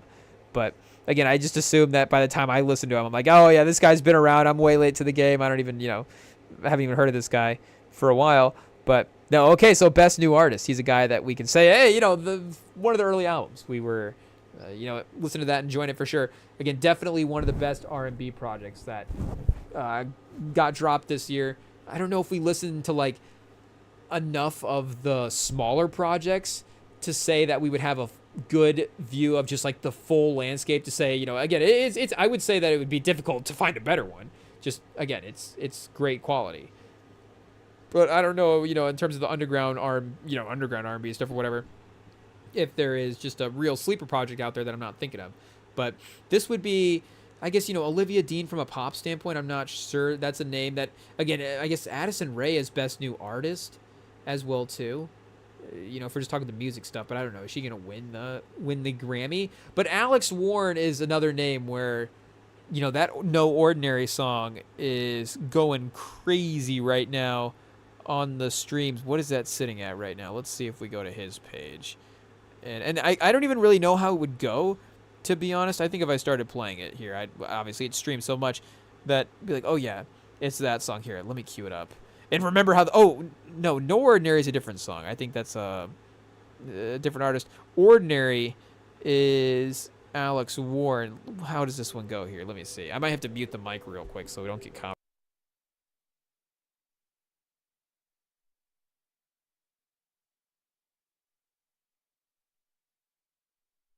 Oh, yeah, okay. So, yeah, we're locked in. Shout out. Again, I guess we got it at 1.2 right now.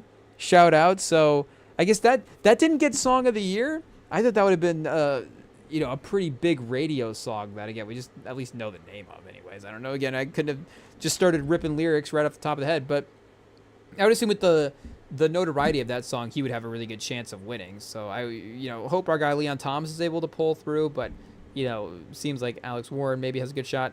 As well, Producer of the Year non-classical, hey yo, you know, shout out all the great producers, Soundwave, GNX. I mean, it's got to be his year, right? Is Antonov nominated in this? I don't know what categories he gets nominated in, but Dan Arbach, we got him on a Leon Bridges track, Moonrisers, Robert Finley, Miles Kane, Early Johnson, The Velveteers, The Black Keys, Jermaine Albino, Circuit with Lady Gaga, Coco Jones, AP. Oh, chat.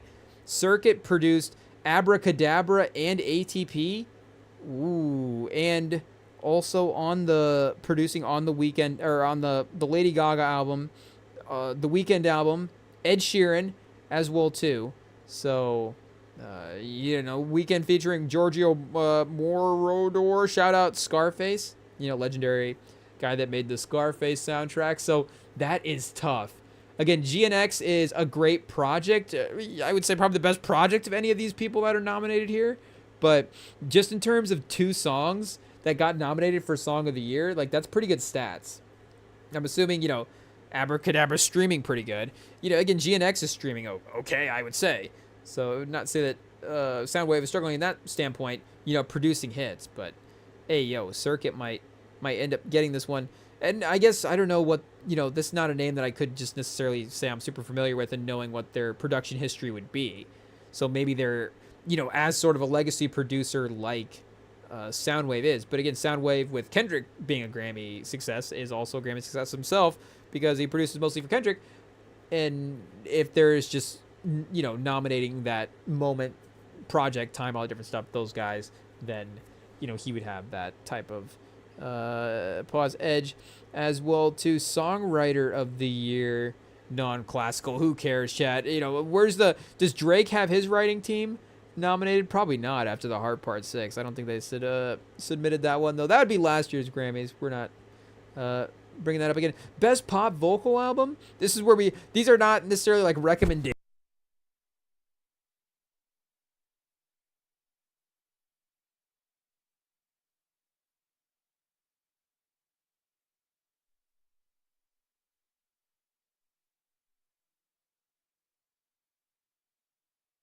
Oh, Chad, am I still on mute? Hey, yo. We muted because we were listening to Alex Warren. Okay, so we're rambling over here about random stuff. Hopefully you enjoyed the scroll and the mouse just running around over here. Pause. I think we were rambling about producers and, again, just highlighting Circuit, how impressive it was that they produced both Abracadabra here and ATP, which got nominated for Song of the Year. And, even though GNX as an album got nominated in the same way, that's just, crazy. Getting those 2 type of hits. So we hope Soundwave wins, but Circuit may be in the lead.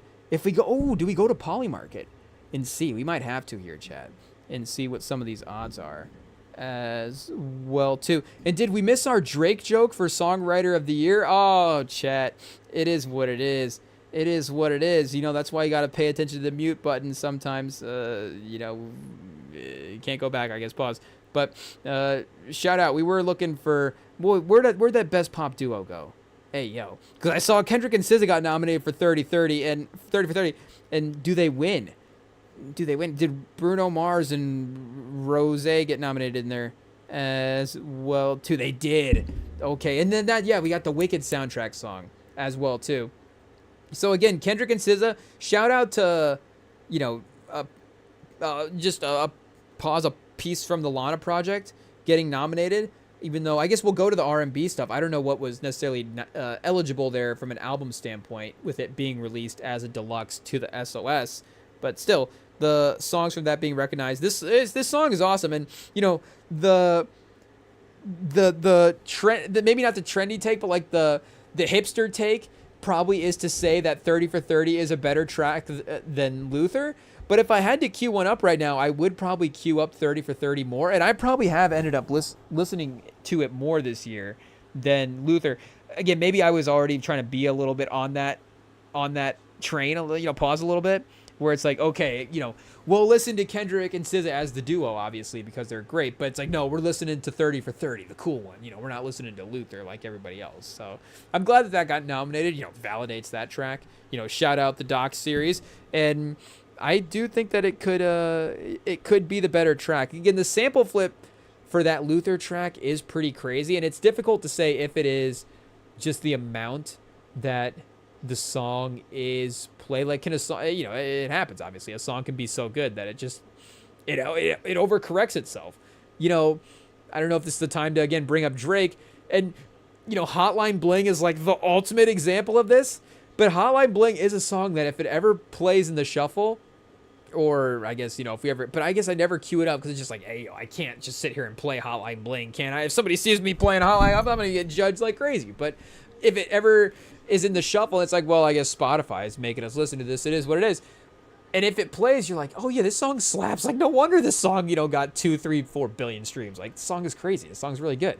But again, you're like, yeah, this song just like lives in your mind rent free. I just don't even have to try, and all of a sudden it's just like, I don't win there, Hotline Bling. It's like it was played so much, so that overplayed energy is still there a little bit. And again, if you're in a setting somewhere and you're playing Hotline Bling, it's like, okay, obviously you played a good song. Obviously everybody's probably gonna like it, but it's like, okay, is there a little bit more creative we can get with the song? Is there a little bit of a I get, it's just one song, but if we can only have so many songs here, like, can we pick it, maybe, curate a different one? Like, is it the first choice? So, again, I'm not saying that, if we played 30 for 30, if it was equal streams, would 30 for 30 be having the same conversation as Luther right now? I don't know. Again, I would say it is, Luther might be, I think it is 1 billion streams at this point, which is crazy. This whole time I'm sitting here rambling about it, I'm just kind of thinking of it as like it's like 600,000-700,000 or 600-700 million. Hey, 600, shout out Kendrick. But I'm thinking it was like, but yeah, it's at 1.2 billion. So it is going crazy right now. Let's see if we can find 30 for 30 if it's one of SZA's top 10 tracks listed here on the page. I imagine it still would be. No, it's not. Okay. We might have to go to the computer Spotify here real quick and look, but it would, again, have less, obviously. Luther is, again, Song of the Year nominations, but it's also not, again, this is not necessarily, I guess, Best Pop Duo. I was going to say, this is not necessarily a genre category. It's not but it's not the R&B category, more so. So we'll see, I guess, if it gets nominated in R&B as well, too. But again, SZA and Kendrick and SZA as well too. Like, again, they co-headlined a stadium tour, so they both are part of headlining a stadium tour. So SZA can headline stadium tours is essentially what I'm saying. So again, that's pop. Also, I guess it is. I was gonna say pop also stands for popular. It literally does. But it's also a sound in a way as well too.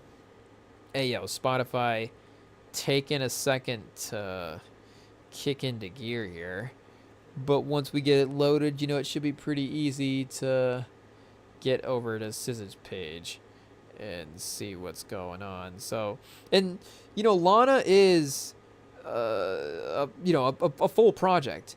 The amount of songs that are released new in that deluxe, but I don't know, again, with it being released as deluxe, if it was a percentage wise enough for it to be considered, because I think it does have to be over like 51% runtime, maybe. I don't know, I'm just throwing a number out there. I think maybe it has to be over half. So it is 19 tracks on disc 1 to 23 tracks on disc 2. It's close. Maybe they kind of cut it off short, pause on purpose to make sure, but hey, pause. But we do have Saturn sitting at 900 million. Shout out. But we do have, where's it? 30 for 30. Yeah, 30 for 30 is not even at 300 million right now. It's at 297. So BMF is the most streamed off of Lana at 334. Crybaby, or I guess Saturn. Shout out. It was a single like a little bit before though, so I feel like the runway was definitely there.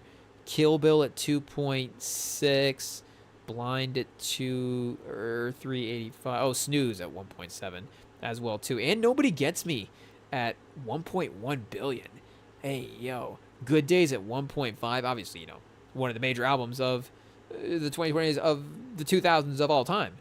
But Lana's successful add to that, and so was 30 for 30. Shout out. So best pop vocal album, and at this point, we've lost the plot of Frankenstein. It is what it is, and the live stream of our Spurs game stopped as well too. Okay, we gotta lock back in here, chat, and get these things going back up again. Pause. So wait a second. 20 seconds left in the fourth quarter. Oh, we might win this one. Up 7. Okay, they were playing better when we weren't paying attention, so, it worked out. But Swag by the Biebs, Man's Best Friend, Sabrina Carpenter, Something's Beautiful, Miley Cyrus, and Mayhem by Lady Gaga. I've tried everything but Therapy Part 2 by Teddy Swims. Did Part 1 get nominated? Part 2, shout out Teddy Swims. But Miley Cyrus, didn't she win over Taylor Swift maybe in some categories we thought she was going to win in? She won that song. I'm trying to remember who she got the win over for that song. But maybe SZA was nominated that time as well, too. So, you can't underestimate Miley Cyrus when it comes to the Academy. Pause. But Best Pop Vocal Album, I guess Sabrina Carpenter is going to be probably a heavy favorite there as well, too. Best Dance Electronic Recording, Disclosure, and Anderson .Paak. Shout out to Anderson .Paak. Kaytranada, Fred Again, Skepta, and Playboy Max. Hey, yo, I guess we haven't necessarily paid as much attention to this category, but this does feel very kind of hip-hop heavy for Dance Electric Recording. There's a little bit of crossover here. Obviously, do we start, by mentioning Playboy Max as the lead in the hip-hop crossover? But, obviously, there is some a little bit there.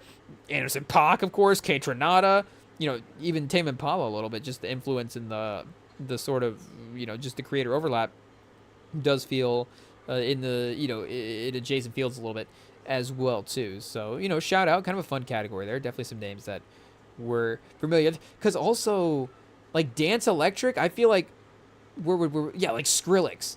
Like, that does seem a little bit more where, again, shout out, obviously that's a legendary name.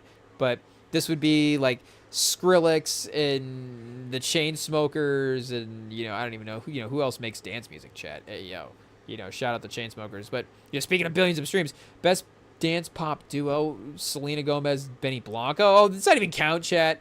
They're married. Hey, yo, it's not fair. Lady Gaga, Zara Larsson, Tate McRae, Pink Panthers. Hey, shout out Tate McRae. Just Keep Watching from the F1 movie. Whoa. So we have been, shout out our guy Don Toliver. We've been bumping all of Don Toliver's songs. So that includes the one off of the F1 soundtrack, of course. But I guess, hey, yo, shout out. We'll be bumping some Tate McRae as well, too. But it's also, it doesn't take a lot to convince me to listen to Tate McRae. Shout out. If we're talking some of the pop people, then, that music's definitely some of the best to listen to for right now. But Best Dance Electric Album, shout out FK, Twigs, Fred Again. Best Remixed Recording, okay. So, shout out there. Rock Alternative Metal, not categories we'd be super familiar with. Linkin Park.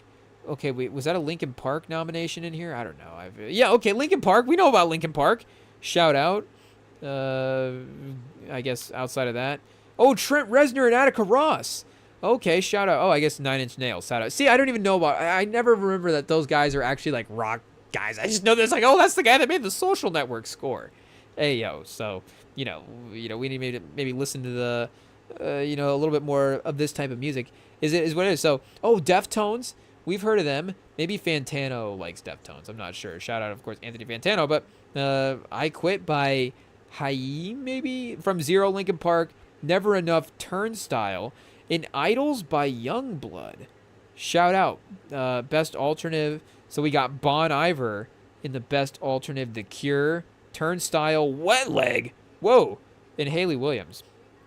Wet Leg's a crazy name. I can't believe the Grammys gave them props. Shout out. Best Alternate Music Album, Bon Iver again. The Cure. Oh, Don't Tap the Glass got an Oscar an Oscar. Got a Grammy nomination. Whoa. So I didn't even consider that for the Tyler stuff because he also got some song nominations as well too. So I don't know if maybe, I guess we have to double check. Maybe Sugar on My Tongue got nominated in some of this stuff as well too. I don't know if we scrolled past it too quickly.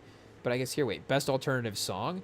Do we have, oh no, okay, so that's the end of that category there. Best Alternative Music Performance, okay. So he wouldn't have gotten anything off of the project itself nominated, but that's pretty, two Grammy nominated projects in 1 year. Like, how many people have done that? I don't know if, it's just the releasing pause of hey, yo, how many rounds can these guys go in a year as artists, chat? Obviously, most of the time you only have one album in you per year. It is what it is.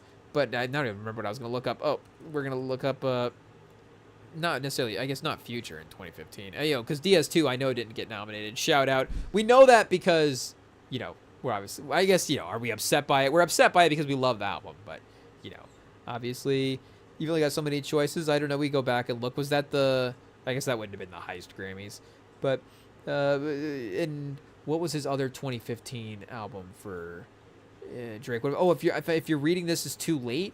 So maybe did that get maybe like an R&B nomination? Maybe Jungle got nominated for a Grammy that year or something. Okay, so that would have been, I guess, a mixtape. Shout out.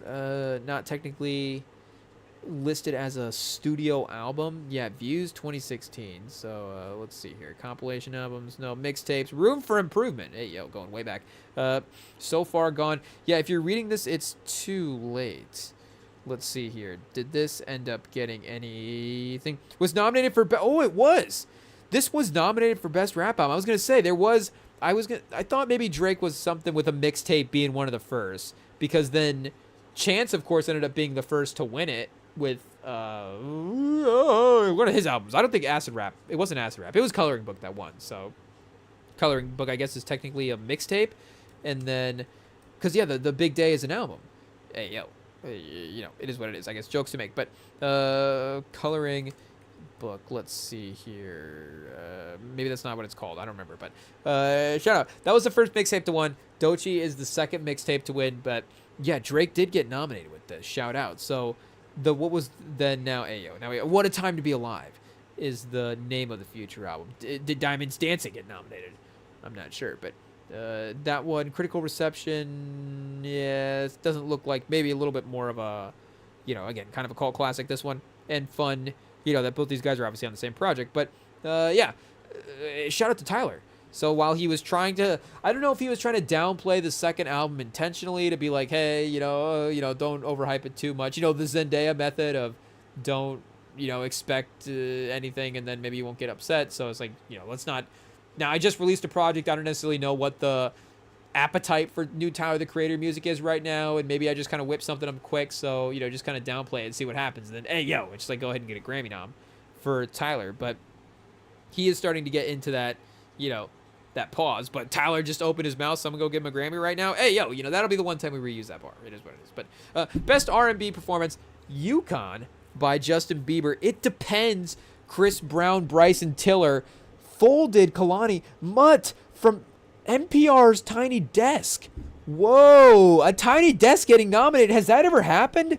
I didn't even know that was an option, because if it is, I feel like, again, shout out to Leon Thomas. I mean, I guess I don't keep it with the NPR Tiny Desks like I should, but, maybe we'll do a run and throw we'll have like a playlist on in the background at some point. Because you could, if I was throwing those on in the background, it's like it's like a little episode of a sitcom. I don't think, they're like 20, 30 minutes. They're not like an hour. So maybe there is somebody out there with an hour set. I don't know. It probably just depends. But you could probably, rip through a couple of them pretty quickly. So I don't know. Is this the first NPR Tiny Desk to get nominated? I'm not sure. Because I'm thinking, like, if I think Tiny Desk, the first one that pops to mind, well, recently as well, too, of course, with, I think, the way that was a part of Doechii's run there. In the way that she was just able to, and again, it's we said this in the past, but it's a quality album. So you're using the post album drop press to promote what is a good album. But the way they were able to, pivot that stuff into, I think, helping build the momentum. And it's not even just, build the notoriety as well, too. I get that. Again, at the end of the day, the music speaks for itself. People playing it, people sharing it, and that type of thing is ultimately what's going to grow the music, maybe even a little more so, than like an interview or, a Tiny Desk concert, even though, again, that stuff really does help. And the Tiny Desk is good as well, too, of course, because it's like, hey, did you watch this person's Tiny Desk? Oh, you should really check them out. It's a good way to be introduced to their music, of course, as well, too, getting that sample size. But either way, the first one that I do think of is Mac Miller, R.I.P., of course, the legend. And, I don't know if that's just, again, sort of, wanting to remember Mac Miller as well, but that is always the first name that I always think of. And yeah, I just pulled up on their YouTube. I guess, I could have done it here, but I guess I'd have to log into a different YouTube. But I just pulled up their most popular Tiny Desks. Just went to the channel and sorted by popular. So Dua Lipa is number 1 143 mil. Mac Miller is number 2, 139. Anderson .Paak at 119.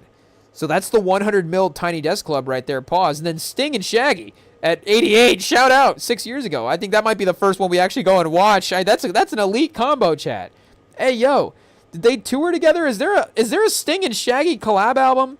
You know, we need to maybe just follow Shaggy's artist page on Spotify here and just go ahead and just start listening to every Shaggy album. Is that the move, chat? Hey, yo. 21.4 million monthly. Oh, it wasn't me's at 1.3 billion streams. Hey, yo. Shout out. So that does carry. Ooh, a new single here from Limitless with 2 Z's in Shaggy. So I guess Bombastic. Maybe we'll be queuing this one up as well. Come fly with me. Come fly with me. Ooh, 2022. Okay, so Shaggy's still out here. Pause. Putting in the work, chat. Hey, yo. But yeah, we need to go back and rip through these albums. Pure Pleasure, original Doberman. Oh, chat. Original Doberman might be a top 10 album title name. I don't know. Bombastic, Midnight Lover, Hot Shot.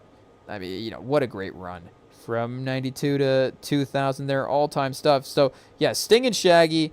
I guess pause on the Tiny Desk. The Biebs. Oh, yeah, Alicia Keys. Tyler 7 years ago. Harry Styles. Yeah, I think Harry Styles. Her's pretty iconic as well, too. I think, how long ago was that? 6 years ago? That could have been a pretty good, sort of next level boost. Billie Eilish, 10 months ago at 26 mil. So that one could, really skyrocket as well, too. Ooh, Erykah Badu. Oh, chat. Hey, yo. We got the playlist forming already. Sting and Shaggy, Erykah Badu, Summer Walker. Ooh, wait, did Summer Walker just drop an chat? Now we're really just all over the place, rambling now at this point. But yeah, we do have to check. When's this Summer Walker? Okay, next week. Lock it in, chat. Next week, November 14th. I don't know if there's anything. I guess there's nothing more important. Hey, yo, I'm already calling it. I don't know if there's anything on. I guess I should say on the schedule already that would take the headlining place over the new Summer Walker album. But as of right now, are we making an executive decision? The Summer Walker album will be the headline for next week's Friday night live stream. We will be reacting to that because I would be excited to listen to this one for sure. Oh, are we spoiling it already? 18 tracks? Okay, chat. Let's go. We're looking at Summer for a Tiny Desk concerts. Okay. Leon Thomas got nominated for a Tiny Desk. Okay. There it is. Get nominated for his Tiny Desk.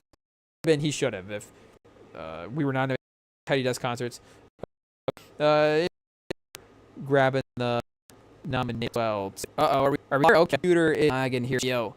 Hopefully it snaps out of it here. I don't know if it's either Wi-Fi but the Wi-Fi page is spazzing and I think it's slowing everything down right now. Pause. So hey, yo. Okay, we're back.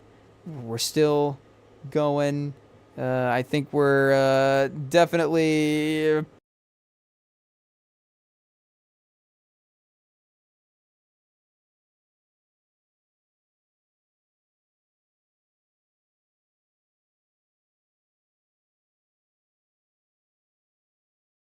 putting along right now with the live streaming capabilities. But hey, yo, we're still up and running, and now we are reloaded. So pause. We should be good to go. Okay, best traditional R&B performance. Oh, Layla Hathaway getting in the mix. Cry Baby by SZA. Okay, another off of the, like we said, the Lana track list. Durand Bernard with Here We Are.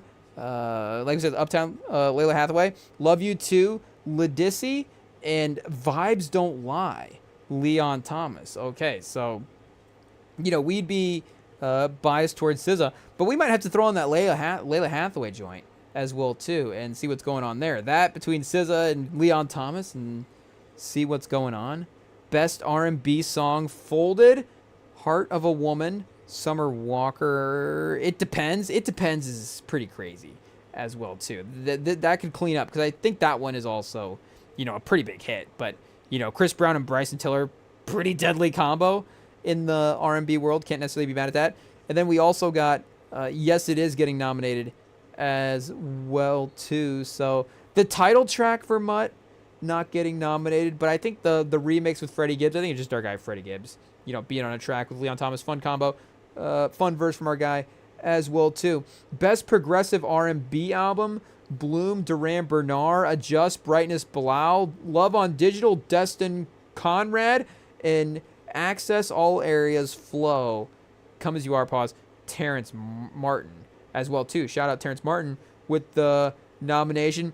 Best R&B album in general. So wait, this was best progressive, and this is just best R&B. Ooh, I think I might prefer listening to this album category a little bit more. We've got Beloved by Giveon, Why Not More, Coco Jones. Is Coco Jones going to get a title before Donovan Mitchell, chat? Hey, yo, I guess they're both going to get rings at the same. Oh, I guess they both already got married. Or did just engaged? I don't know. No, because there was wedding photos, I think. Hey, yo. But we got The Crown, Lidizzy, Escape Room, Tiana Taylor, and then Mutt by Leon Thomas as well, too. And hey, yo, we're in the rapping categories now. So here we go, chat. Prime time. This is what we were looking for when we were logging onto the Instagram this afternoon.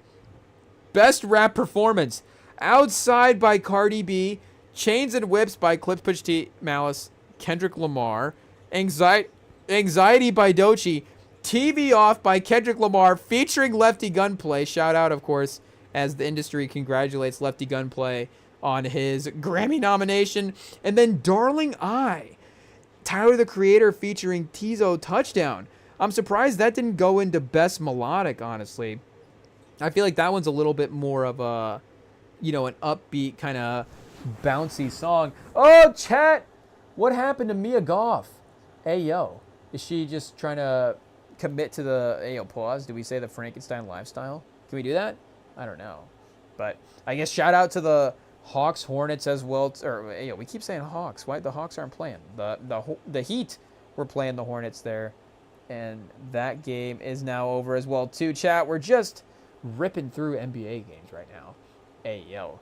It is what it is. Let's see what we got left and what is watchable for us as well, too. What will League Pass let us watch? Hey, yo. You put your couch in Iowa and all of a sudden Timberwolves games are off the market. I don't know what's going on there. Mavs versus the Grizzlies. The Grizzlies up 20, up 30. How many? Up 20 over the Mavs. Hey, yo. Ja Morant said no. Actually, is Ja Morant out? Is he out? Is that why they're winning so much? Oh, no. They won that game. Okay, here we go. The League Pass update now for the TV. Locked in on the scores. Whoa, Cleveland with 148. Washington. Oh, man. And Sacramento, 32-32 against OKC again. OKC's been in some close games this year, but Sacramento has also been the cause of some of those close games. Do we have a previous score? If we click on this game, we might, honestly. Oh, chat, we've got a Frankenstein versus Frankenstein pause battle here.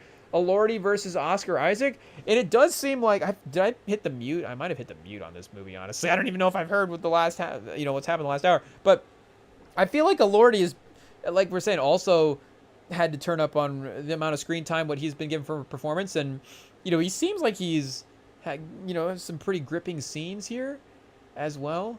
We should have been a little bit more locked in on maybe the performance that he's giving. Because, again, with the Euphoria, maybe we pull up the Euphoria cast. Like, that will be, I guess I'm just going to sit here and lock it in. Like, it's definite, but it would not be shocking if that cast, again, obviously had a couple of stars. But, again, the different types of stars. It's going to have, the celebrity. It's going to have the guy like maybe Elordi who is a little bit more, maybe is he like competing with Glenn Powell for roles down the line and like having that type of career?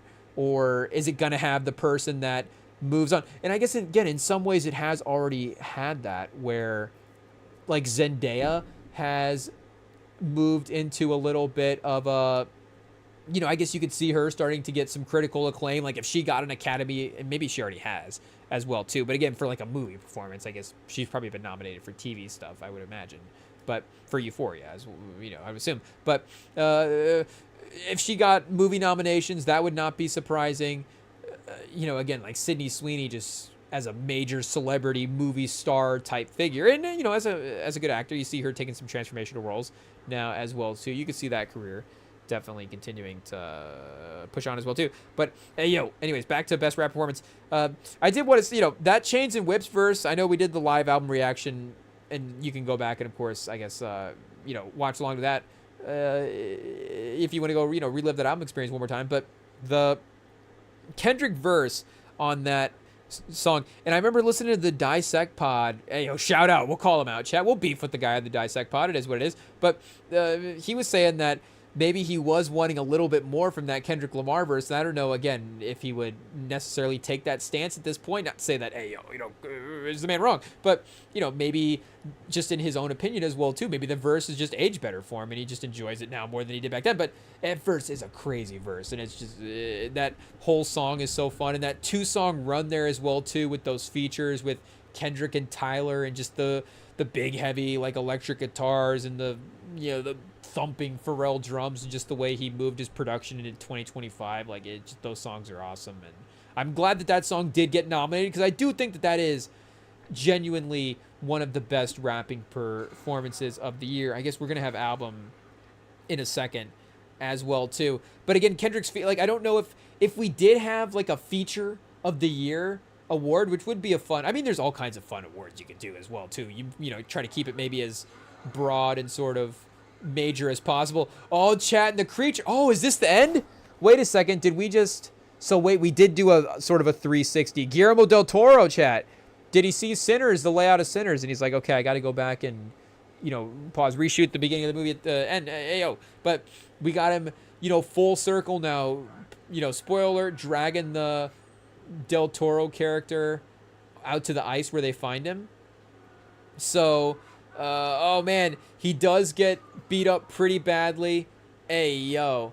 Gets the knife taken from him. The creature is, I guess, in a way, I don't know if he's taking him apart, put him together. I don't know what the metaphor is here comparatively for what he did to Frankenstein. But yeah, Oscar Isaac, not an easy run here in the last couple of minutes of the movie, and more yelling from Elordi. Hey, yo, if you're gonna win an Oscar, I guess you do gotta yell a little bit sometimes. But Kendrick also with like we're saying, the nomination for TV Off as well too. So you would imagine that Kendrick is gonna win. It's just, is Kendrick gonna win as a feature or as the main artist? And again, as we talk about the albums as well too, this could be in the conversation. But I do think if we're going rapping performance, as fun as that TV Off song is, like if we were going best rap song here, wait, let's just skip to that real quick. We've got, I don't know if it did get nominated for best rap song. Okay, so TV Off, TGIF, Sticky, Birds Don't Sing, and Anxiety Again as well too.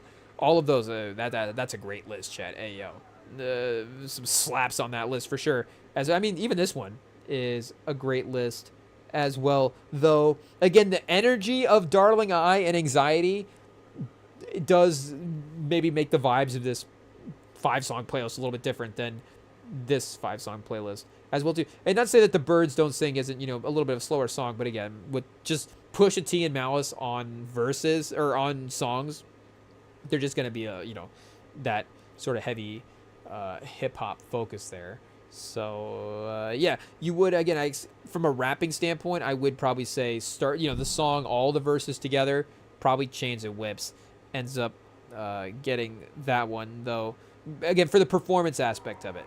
Though for best rap song, I would say that TV Off would have, if it was TV Off versus Chains and Whips in this category, I would say TV Off for this one. But again, it may be a little bit of a more of kind of what's the biggest, like the biggest slap of the year. And again, I don't know if, Birds Don't Sing, there's always like one random one in there. Like, why not nominate POV, I guess, and just get Tyler the 2 nominations in best rap song? Again, Tyler, a Grammy darling himself, I guess, as well too, shout out. But yeah, the melodic hook and stuff on Birds Don't Sing does give it that little bit more of, I guess, a song type structure as well too, compared to just kind of verse. Though again, Chains and Whips, that's kind of what's fun about that, is those have those kind of, those fun Pusha T kind of hooks that he can give you as well too, where as simple as they are, like, it is that effective, just sort of repetitive thing that you need there in the middle of the song to have that type of, break and just that kind of, fun vibe as well too. So I don't know if Birds Don't Sing is going to win best rap song, though. Again, listening to some of the shows and stuff, and shout out to the NFR pod. Like they were saying that I think that might have been like their personal pick in that category as well. But just looking at the other songs that are on this list again, I think it may be going to trend a little. It obviously is trending a little bit more in the slaps, pause type of range. You know, Sticky, TGIF, and TV Off would be like, if those 3 songs were on the aux in a row, you know, party's dancing, make no mistake. So maybe, and you know, we're sitting here obviously noticing Kendrick's 2 nominations right away. We do have to talk about Glorilla now as well too, because her album did get nominated. If we jump ahead a little bit, like we've been doing, I guess, as well, her album did get nominated for Best Rap Album. And I know that if we make a sort of year-end list, then maybe, you know, I don't know if it's going to get ranked in the top 5. I guess, you know, maybe last year it wasn't necessarily a unanimous top 5, or again, if we just kind of re-rank what this time period was. But regardless, that's not the point. I didn't want to start off by saying that. That's not the point I'm trying to make. I guess I was saying that's what the conversation is. Hey, yo, I'm not saying that's what I'm saying here.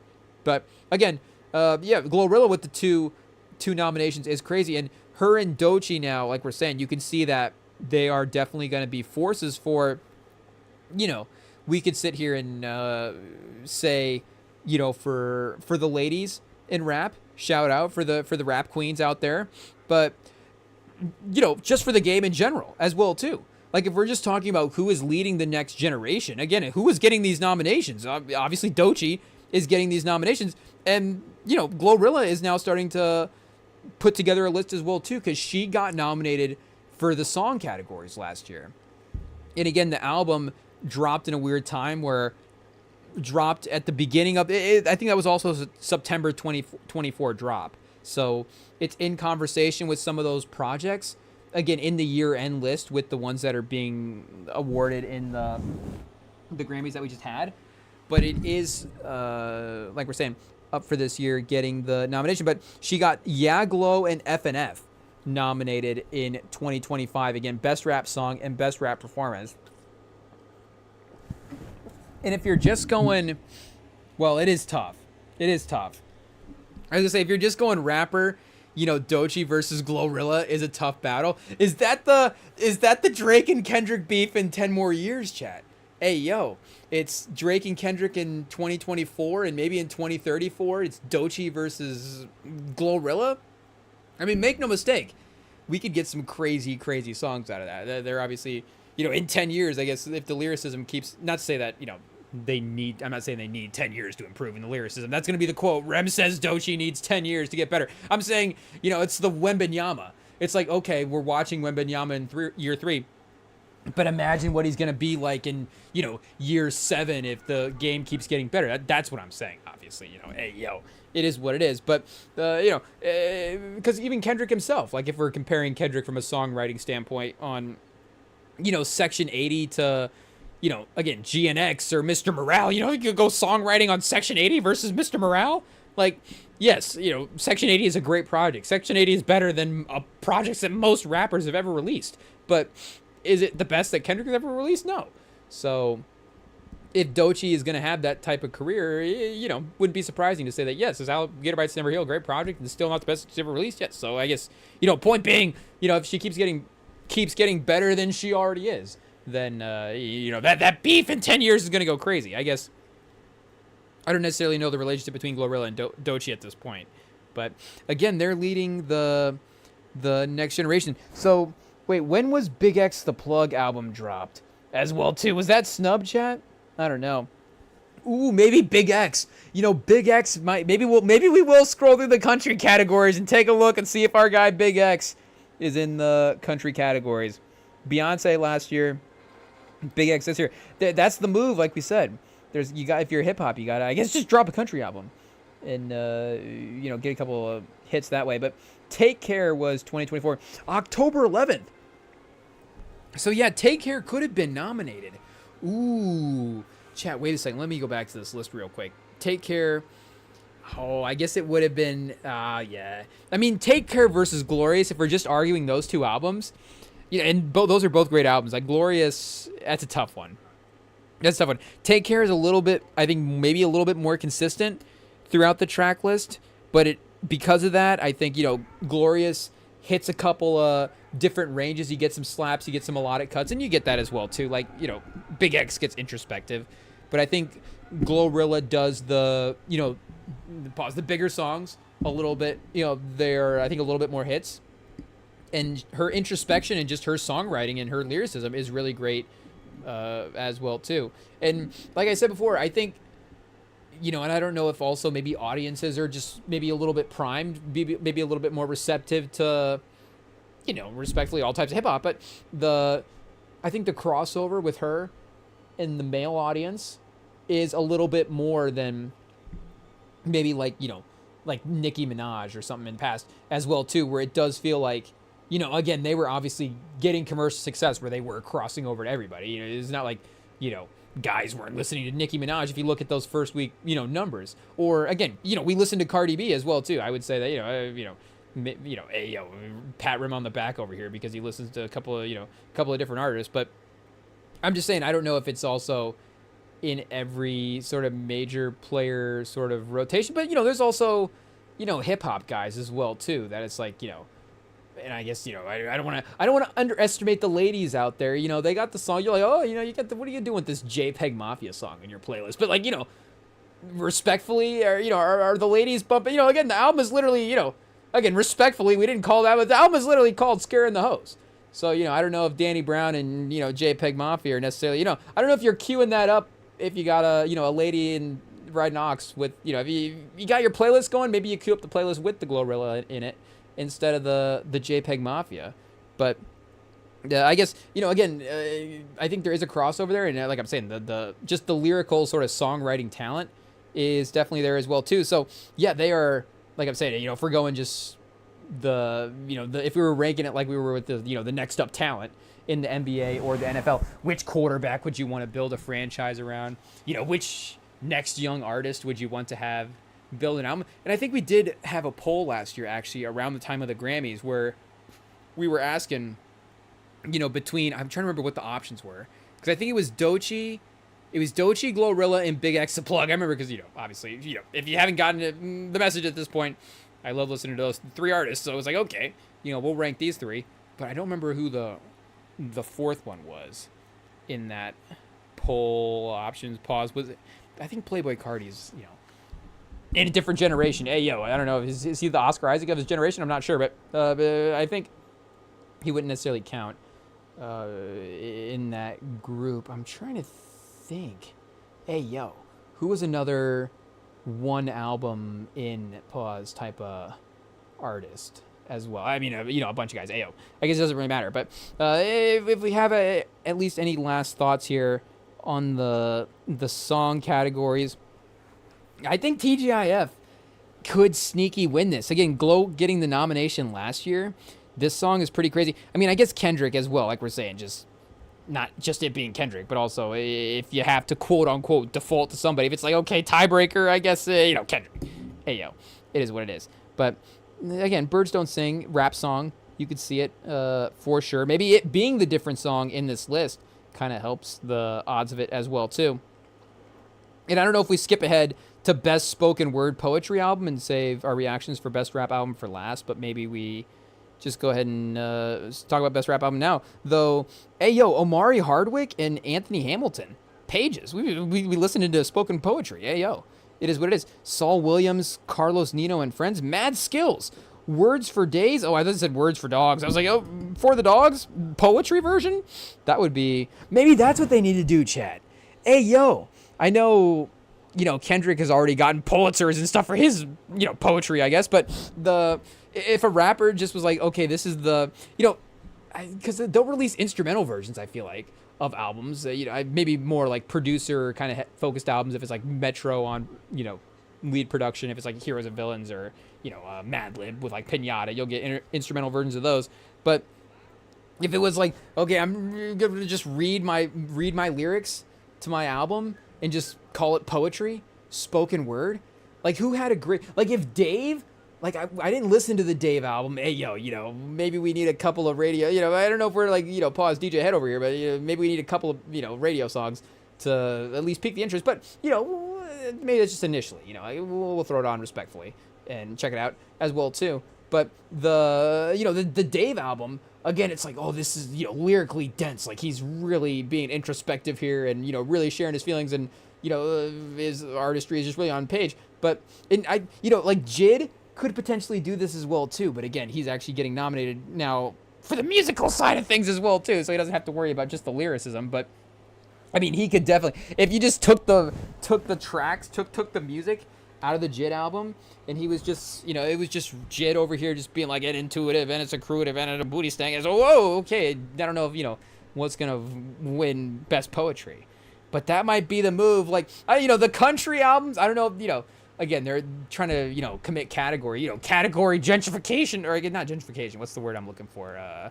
Gerrymandering. Category gerrymandering, like they're going to redraw the category lines. It's like, wait, this is not fair.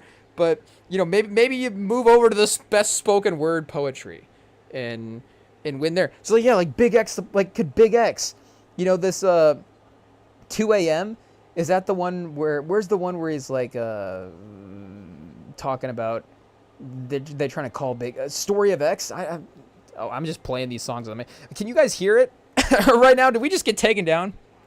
I just realized the Spotify was just playing in the background on the laptop, but I don't think it was. I don't think it's hooked up into the live stream. So hey, if you guys were just being entertained by the tunes of the 112, I guess is our playlist playing in order of artist, or is this just on the shuffle? Oh, okay, I think it's on the shuffle. But shout out, I guess I Will Be There by the 112 is up next in the shuffle. What's this run here, chat? Hey yo, I Will Be There by 112. Saturday Night Special, LL Cool J, Money Folder, Mad Villain, 95 South, J. Cole. Whoa, another. We got 2 out of the next 5 songs in the shuffle are out of the new LL Cool J album. Okay, I guess Spotify says we want to listen to that. But, okay, but 30 for 30 is in the next 10 as well, too. Maybe we'll be skipping ahead in our own playlist. I don't know. But, yeah, shout out. I don't even remember what we were going to. Oh, Big X? I don't know. Some artist that needs to. Like, Danny Brown's another one. Danny Brown's pretty good. Ooh, Freddie Gibbs, like Alfredo 2, the spoken poetry, but also, again, you get like Alchemist and stuff. All those albums are so well produced, and I'm sure the Dave album is well produced as well too. But maybe he would get nominated if it was best spoken word poetry as well. But either way, I guess our reactions to the best spoken word poetry album. So best rap album of the window, I guess we got The Clips, like we said earlier, Let God Sort 'Em Out, Glorious by Glorilla, God Does Like Ugly, Jid, GNX by Kendrick, and Chromacopia by Tyler. So, shout out to, shout out to God out there, I guess. We got, of course, a very religious best rap album. It's great to see. I guess Killer Mike winning a couple years ago as well, too. You love to see it. But, again, the central theme of at least 3 of the titles, and then of course Kendrick, maybe not as as religious and introspective as he's been in the past, but yeah, still a center of some of the stuff that he does. So again, shout out there. But yeah, we do have the competition. I think is probably going to end up being between, of course, Clips and Kendrick, and I do kind of like. I don't know if it's a solution, but I do like what some people have been proposing is the fact it would be if GNX won for album of the year, but then actually best rap album would go to the Clips, because I do think that, again, Kendrick's album was obviously so popular that there is a little bit of radio play vibe to the album, whereas, again, you sort of stay in the hip-hop world a little bit with GNX. Hey, which Netflix movie do we just randomly queue up here? Oh, do we go college basketball? Let's see if we can find some college basketball on the ESPN. Hey, shout out to Sling TV for not having disputes with ESPN. Everybody out there is like worried about watching Monday Night Football. And it's like, I guess we didn't even have to think about it because we're not on YouTube TV. We're on Sling. So, the one time it works out, I guess, good to be ahead of the game at this point. But we'll see. I guess we can take advantage and queue up some. Oh, we got college football. Memphis versus Tulane, or are we just going to go over to the IFC and watch Beverly Hills Cop? Or the Terminator? Ooh, okay, chat. We've got options. National Treasure 2. It's really, I guess, a stacked night for movies on the old cable channel. But, yeah. And, again, it might be a little weird if it's like, okay, why can GNX not win in its own category, but still it's going to win for the whole field? But I think that the Clips album is legitimately going to be a legendary hip hop album, and it's going to be interesting to rank them long term to see, I guess, again, in 5 to 10 years when we're just talking about this stuff in conversation, what is being brought up first? Is it GNX or is it the Clips album? Because GNX is, like we're saying, going to have that Kendrick factor of it could be because of the way that it in the timing of what it was released, pause in his career. And, for how good the album is as well, too. It could be up there with his most notable and most played albums just in history. I don't know if we go like the daily streams, how it matches some of the albums as well, too. But it is, I think, probably the best Clips album. And some of those older albums are definitely iconic, but they are of a time a little bit. And, again, there is, I think, a timeless nature as well, too, to songs that can be of a time. It's like, okay, we got music of this era that sounded a specific way, and maybe we don't make music like this in the same way as well. Again, things evolve. But, it's great that we had this sound for a time, and the hits are going to still live on. So, again, it's not to say that Clips music isn't iconic, but I think there is going to be a little bit more replay value to some of the songs on the Clips album here, and I think the production is just a little bit more, it is a little bit more accessible to just a general audience out there. And again, not to say that would take away from not to say that would make the Clips performances better on this, but the Clips performances I think are better on this than they were on their older albums as well too. And again, I think I'm going back and catching up on the familiarity of their discography after having again really enjoyed this album as well too. And I guess chat, we chose Ocean's 8 in the background, just to keep you guys updated. I guess, do we just queue up basketball? I don't know why I just went straight to Ocean's 8. We should just keep watching sports. Ayo, chat. We're slacking over here. But yeah, I think, again, you've got literally the best produced Clips album and the best rapped Clips album. So does that make it, I guess, also the best album of the year? In this case, it does.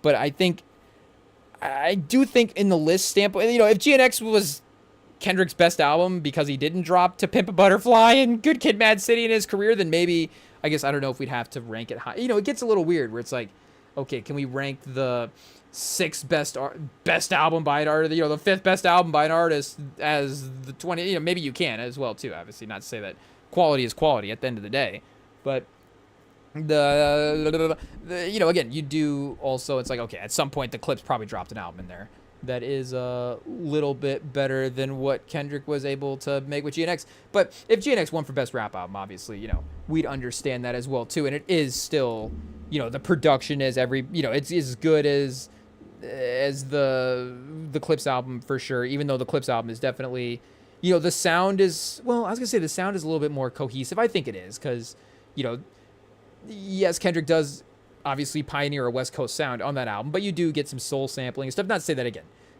Clips don't have a little bit more standard stuff, but I think with what Pharrell is doing with his drums and stuff on that album, it does kind of keep it in a little bit of a lane that makes it unique.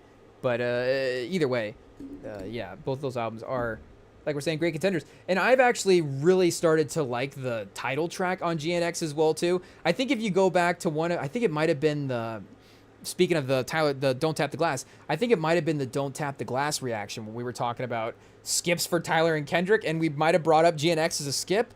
But I got to be honest, I don't think there is a skip on GNX now. I really like that song, and that's probably been my most played song off of that album over this past couple of weeks. And it could just be at that time as well too, where it's like, okay, I've been bumping every song on this album, now it's time to bump GNX. But I like the beat as well too. And again, for the 7th shout out for the NFR pod, I guess we like the pod, it is what it is. But maybe we were influenced by them a little bit as well too, with them calling it a skip.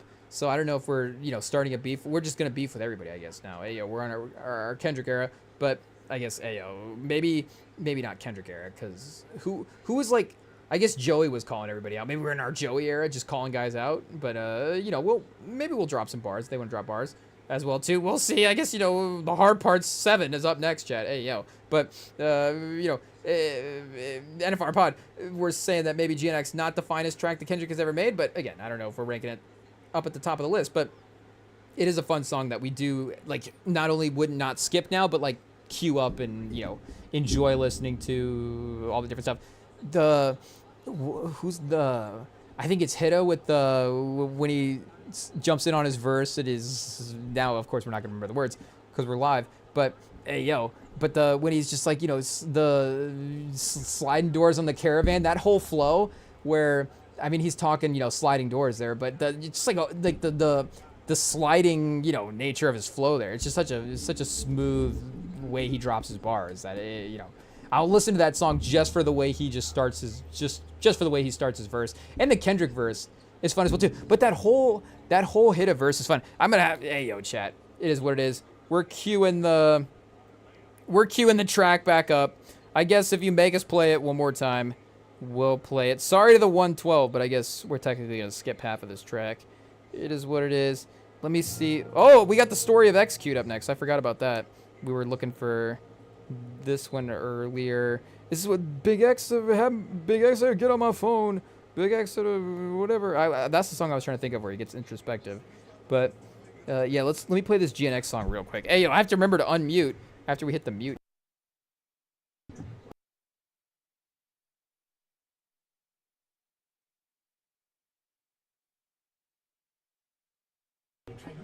Yeah, how about suicide doors? Hit him, man. You don't want to see the doors slide on the caravan. I know who can catch a fade.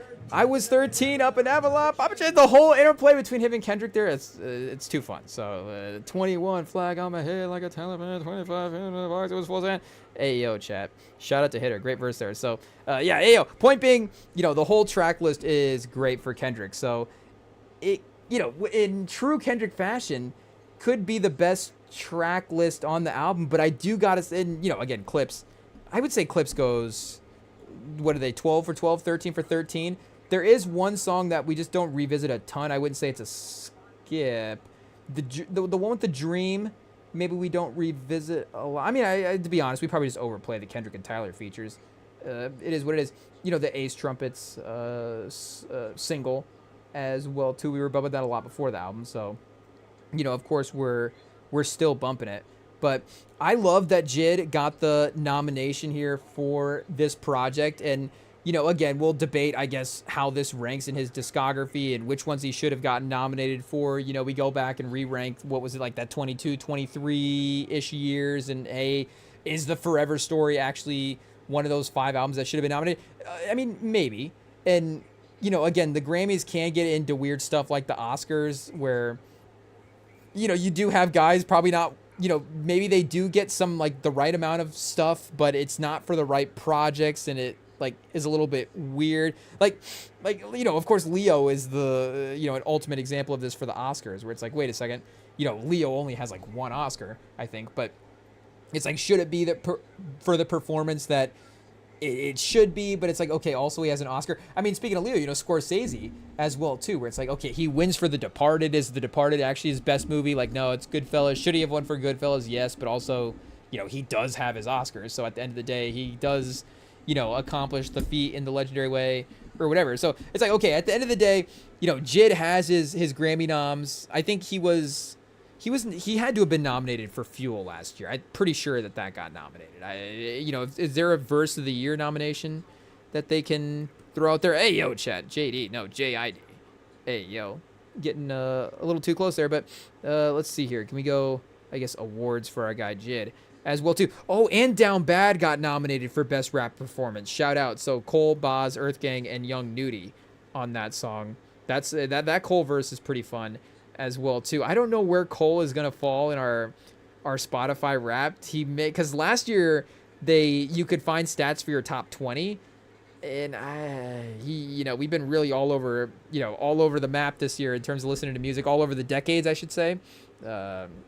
So once you start really throwing in names from all throughout the eras, it can really become a quick list. So I don't know where J. Cole's gonna fall this year. It doesn't mean we don't hold him in our hearts as one of our favorite artists, but it doesn't mean that still we needed a little bit of a year, post the beef with him and Drake, where it's like, hey, just back off the music a little bit. But Drake might still be in the top 20 because, we still hang out with people. Hey, yo. So it's like, if we're going to queue up songs, I guess this will be our excuse to queue up these Drake songs. So, J. Cole, shout out. I don't think J. Cole is at the place where it's like, if we were playing J. Cole songs in a, public setting, unless we're like in some, like a real, I guess it's like everybody in this room cared about the beef and we, everybody's like anti, apologizing if you drop a bad diss track.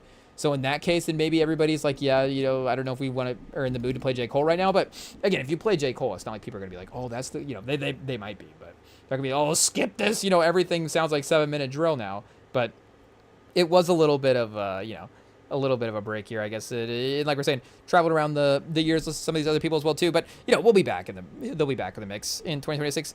It is what it is. And then I guess also, a feature artist on Planet Her, the Doja Cat album. So he got technically nominated on that as well too, though that's a little bit of an outside nomination, but a major part of Revenge of the Dreamers 3, you could argue the MVP of Revenge of the Dreamers, honestly, and I guess that would have dropped before the Forever Story, but at that point the Never Story and I think DiCaprio too were already out, so his notoriety as an album maker, songwriter, all that different stuff was definitely proven, but that's a big moment for him there to be able to be on, and again he had rapped with Cole as well too, but project wise he's very important to that project as well. Berlin Music Video Awards, best cinematography on surround sound and best narrative on Money. Hey, shout out. So yeah, we don't have I guess the nomination updates here for the album, and he did get nominated in the melodic category, I believe, as well too. I think we kind of skipped over that, but here, let's go back to that real quick. Proud of Me, Friday and Meek Mill. We didn't expect Meek Mill to get a Grammy nomination in 2025, but shout out. Who would have thought? I guess Drake did get a Grammy nomination, but I was like, 2025, now all of a sudden Meek Mill's getting Grammy noms and not Drake. What has happened? This beef has really gone bad for Drake, but now Drake still got nominated.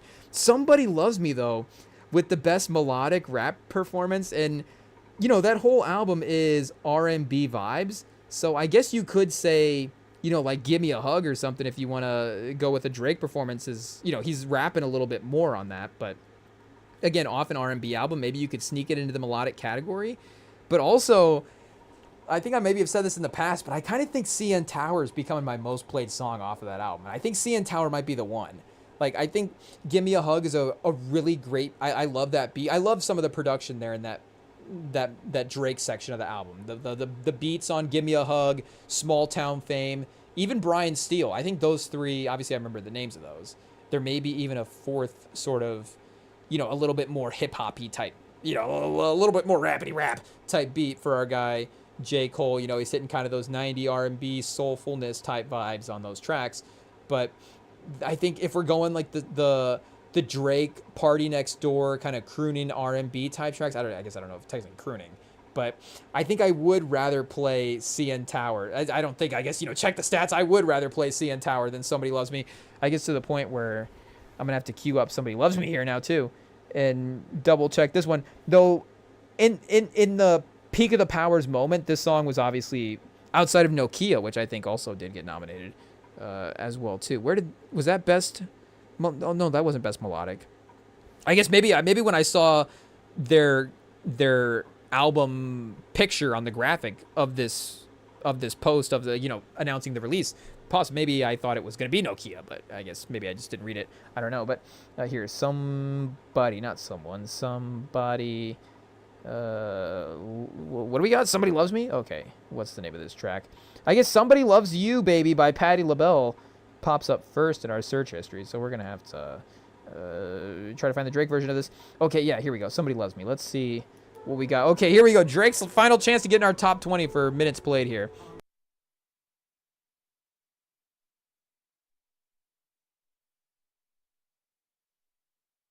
Okay, I mean, yeah, I'm gonna be biased to my own take, but I'm 11 seconds into the song, I already want to queue up CN Tower. Well, city is pretty, just like a flower. It's CN Tower. I think that, again, you do have Serious Views vibes. There is that definite sort of dipping back into that bag sound-wise. But I think this could have been on Views. This would have been a great track on Views, honestly. Holy cow. This is a great song. Is this... okay, I'm being biased. I'm being hot takey here. You got to remember, I guess we haven't really even listened to Drake in a year, and we're ready to listen to Drake again. It is what it is. But CN Tower, I think I would, in the moment right now. Again, November. I'm not saying it's it's a better song than Jungle or Feel No Ways. I'm just saying it's probably the Drake R&B track I want to hear the most right now. If I had to queue up a Drake R&B track for any reason, I guess it doesn't have to be a specific reason, but if you had to think of one, why are you playing Drake R&B? It might be CN Tower that would be playing. Again, I don't even think that's I don't know if that's the right choice. You maybe just take a safer option. But I don't know if we're still on the Party Next Door. Is Party Next Door on Controlla? I think he might be. Maybe Controlla is a solo track. I don't know. We've been bumping Controlla a little bit as well too. If you had to bump an R&B Drake track, I'd be throwing that one on. But yeah, I guess maybe nominate CN Tower as well. Well, I guess we'll check the R&B. No, we did check the R&B categories. Didn't get nominated there. So yeah, we get Somebody Loves Me as well too. But I guess Spider-Man, Superman not getting included. But either way, I guess anything else on the melodic. I guess Luther, the hits as well too. But I guess the point was that JID got nominated in the melodic this year as well. So that's 2 nominations more for JID. And 2 on his solo career as well too, where again, these other ones in the past were all a part of the Dreamville Collective or as the feature artist on this Doja Cat project as well too. So his solo career, like we're saying, getting that notoriety. And again, I don't even know if this might be in a GNX type of way. Wait, I don't know why I highlighted that song.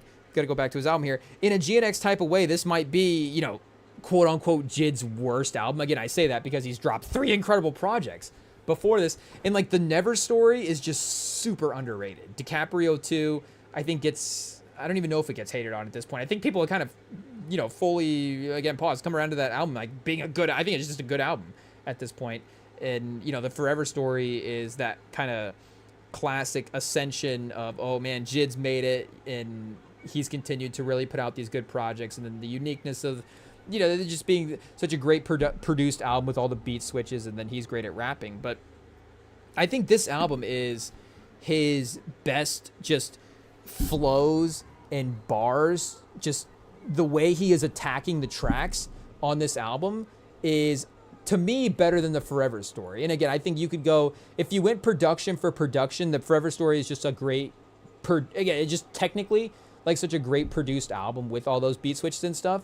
But just like the actual beats themselves are almost just as good as on God Does Like Ugly. And I think it is a little bit more of a diverse track list as well too, because that whole middle part is, again, just a really unique run on the album. So you get those really great sort of trap beats at the beginning, and You Ugly, speaking of the beat switches, is just a great beat switch song as well too. But Glory and Work and Community and G's as just that 4-song trap kind of, rapping and just really, really focusing on those heavy bars and heavy vibes for the songs, is a great 4-album run. And then the next run of the album, where you go VCR, Skate, What We On, Wholeheartedly, Nobu, up until you get back to on McAfee of Blue, K-Word for Keeps. And then I guess I got the Prelux edition pulled up here as well too, which again, with all the posts of people posting the OG album cover, just the normal, what do we got, 15 song track list. And again, it's a great track list as well too, but I do like the Prelux songs. I don't know if I was as sold on the Prelux as I am now. And again, it's also knowing how good the rest of the album is as well too. And I kind of like it, again, just having it placed in the album. Like Behold's a great track. If Behold and Animals Part 1 were on the album, like, it would still be a great album, honestly. And, even the New Better and Lisa tracks are really good tracks as well too. But that diversity in the track list, like getting those kind of like, Latin guitar vibes, and then the dance vibes on Skate, the R&B kind of smooth late night drive vibes, Don Toliver, we get him kind of fast singing, and then again, JID just attacking the beat on What We On. I know it's not like a crazy long verse, and even the Don Toliver feature is a little bit short as well too. Like the first time I listened to it, I guess, I don't know if I said this in the live album reaction because, again, I enjoyed it as well too, but it's also because you enjoyed it. I'm like, hey, yo, can we get more Don Toliver on this song as well too? But also, it just means I have to replay it a bunch to listen to the Don Toliver feature a bunch, so it's also worked out in that way as well too. And yeah, I think for me, this is arguably my favorite. I guess arguably between the four, but this could end up being my favorite JID album. I do really like the Never story.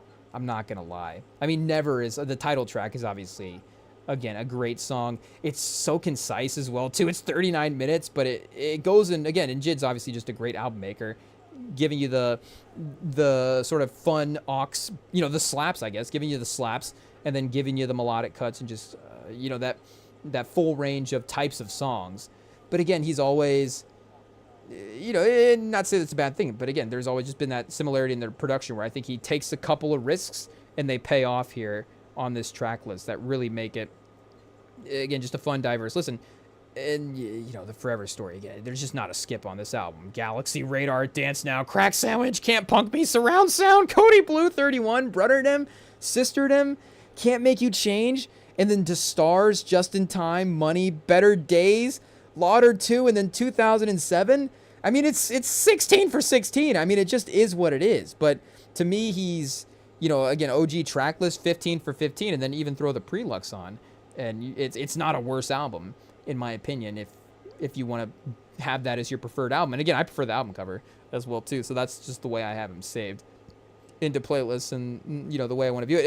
If I was looking on his website to see if they, hey, yo, can we get the vinyl for this? I just really love this album. It is what it is. But the vinyl was in the OG album cover. So if you ever drop a vinyl in the Prelux edition album cover, make no mistake, you got at least one buyer, right? You got one more copy to add to the Billboard charts right there as well too. But again, I love the recognition for who he is as a rapper, because he hasn't necessarily, been like 100,000+ in the first week numbers or all that, but his albums are albums that once they drop, you're always listening to them because they're great.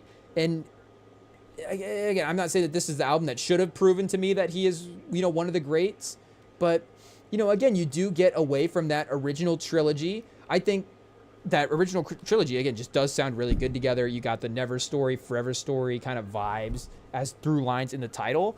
And if this was, the start, if we were able to look back at the next 3 albums that he drops, or, next 2 after this, it'd be like, okay, those 3 albums, there's a trilogy kind of vibe there as well, too. Again, I don't really know what he's going for. Maybe we get that, like, Jidtron album next, and there's a collab album in the mix, or something like that. But just the recognition that he is legitimately one of the best lyricists that the game has ever seen. And, it might be a little kind of like where Jokic and Giannis are at right now, where Jokic is in this spot where he's a little short in the play. It is what it is, He's a little behind in the playoffs where some of those legacy guys are that, he is with on a technical level. Like, and that's what I'm saying about Jid. Jid, to me, technically, is, hot take, I think you could make the case that Jid is the, if we're going like the talent, the package, what's in his bag,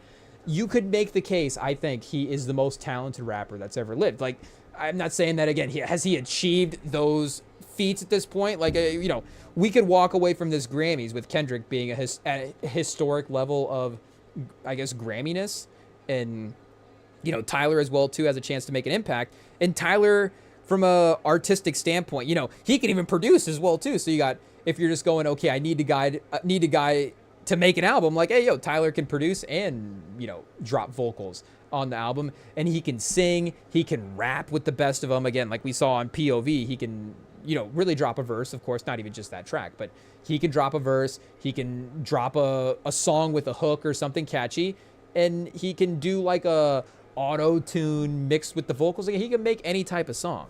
But if we're just talking about ability as a rapper, and then again, even Jid with the he got nominated for an R&B track. He didn't even get nominated for a rapping performance off of this album.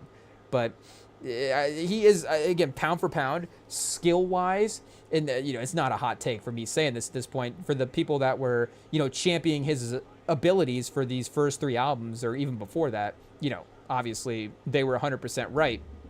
And just for him to continue this now, again, he is 4 for 4 with an album making, from an album making standpoint, and that cannot be overlooked. Again, like, if we were going back to the big 3 with where Kendrick and Drake and who's the other guy there, Chet? Ayo, J. Cole? Shout out. That was disrespectful. I didn't mean that, Chet. Ayo, cut that out. J. Cole, you know you're our guy. But I guess does he now, Chet? Ayo, it's been a couple tough minutes for him. Pause. But you go back to them, and yes, undeniably they did have a different type of commercial success, and it's a credit to them. It's a credit to what they were, able to do to elevate hip hop as well too. But from a album making quality standpoint, and again, you look at the Spotify numbers, I think some of the features are definitely helping with that. Like, is that Imagine Dragons feature? Yeah, like that's at 1.8 billion streams. So like he's gonna, there's a certain amount of monthly listeners that you're just gonna have just because you have that song and you're attached to your Spotify page. But surround sounds at 700 million.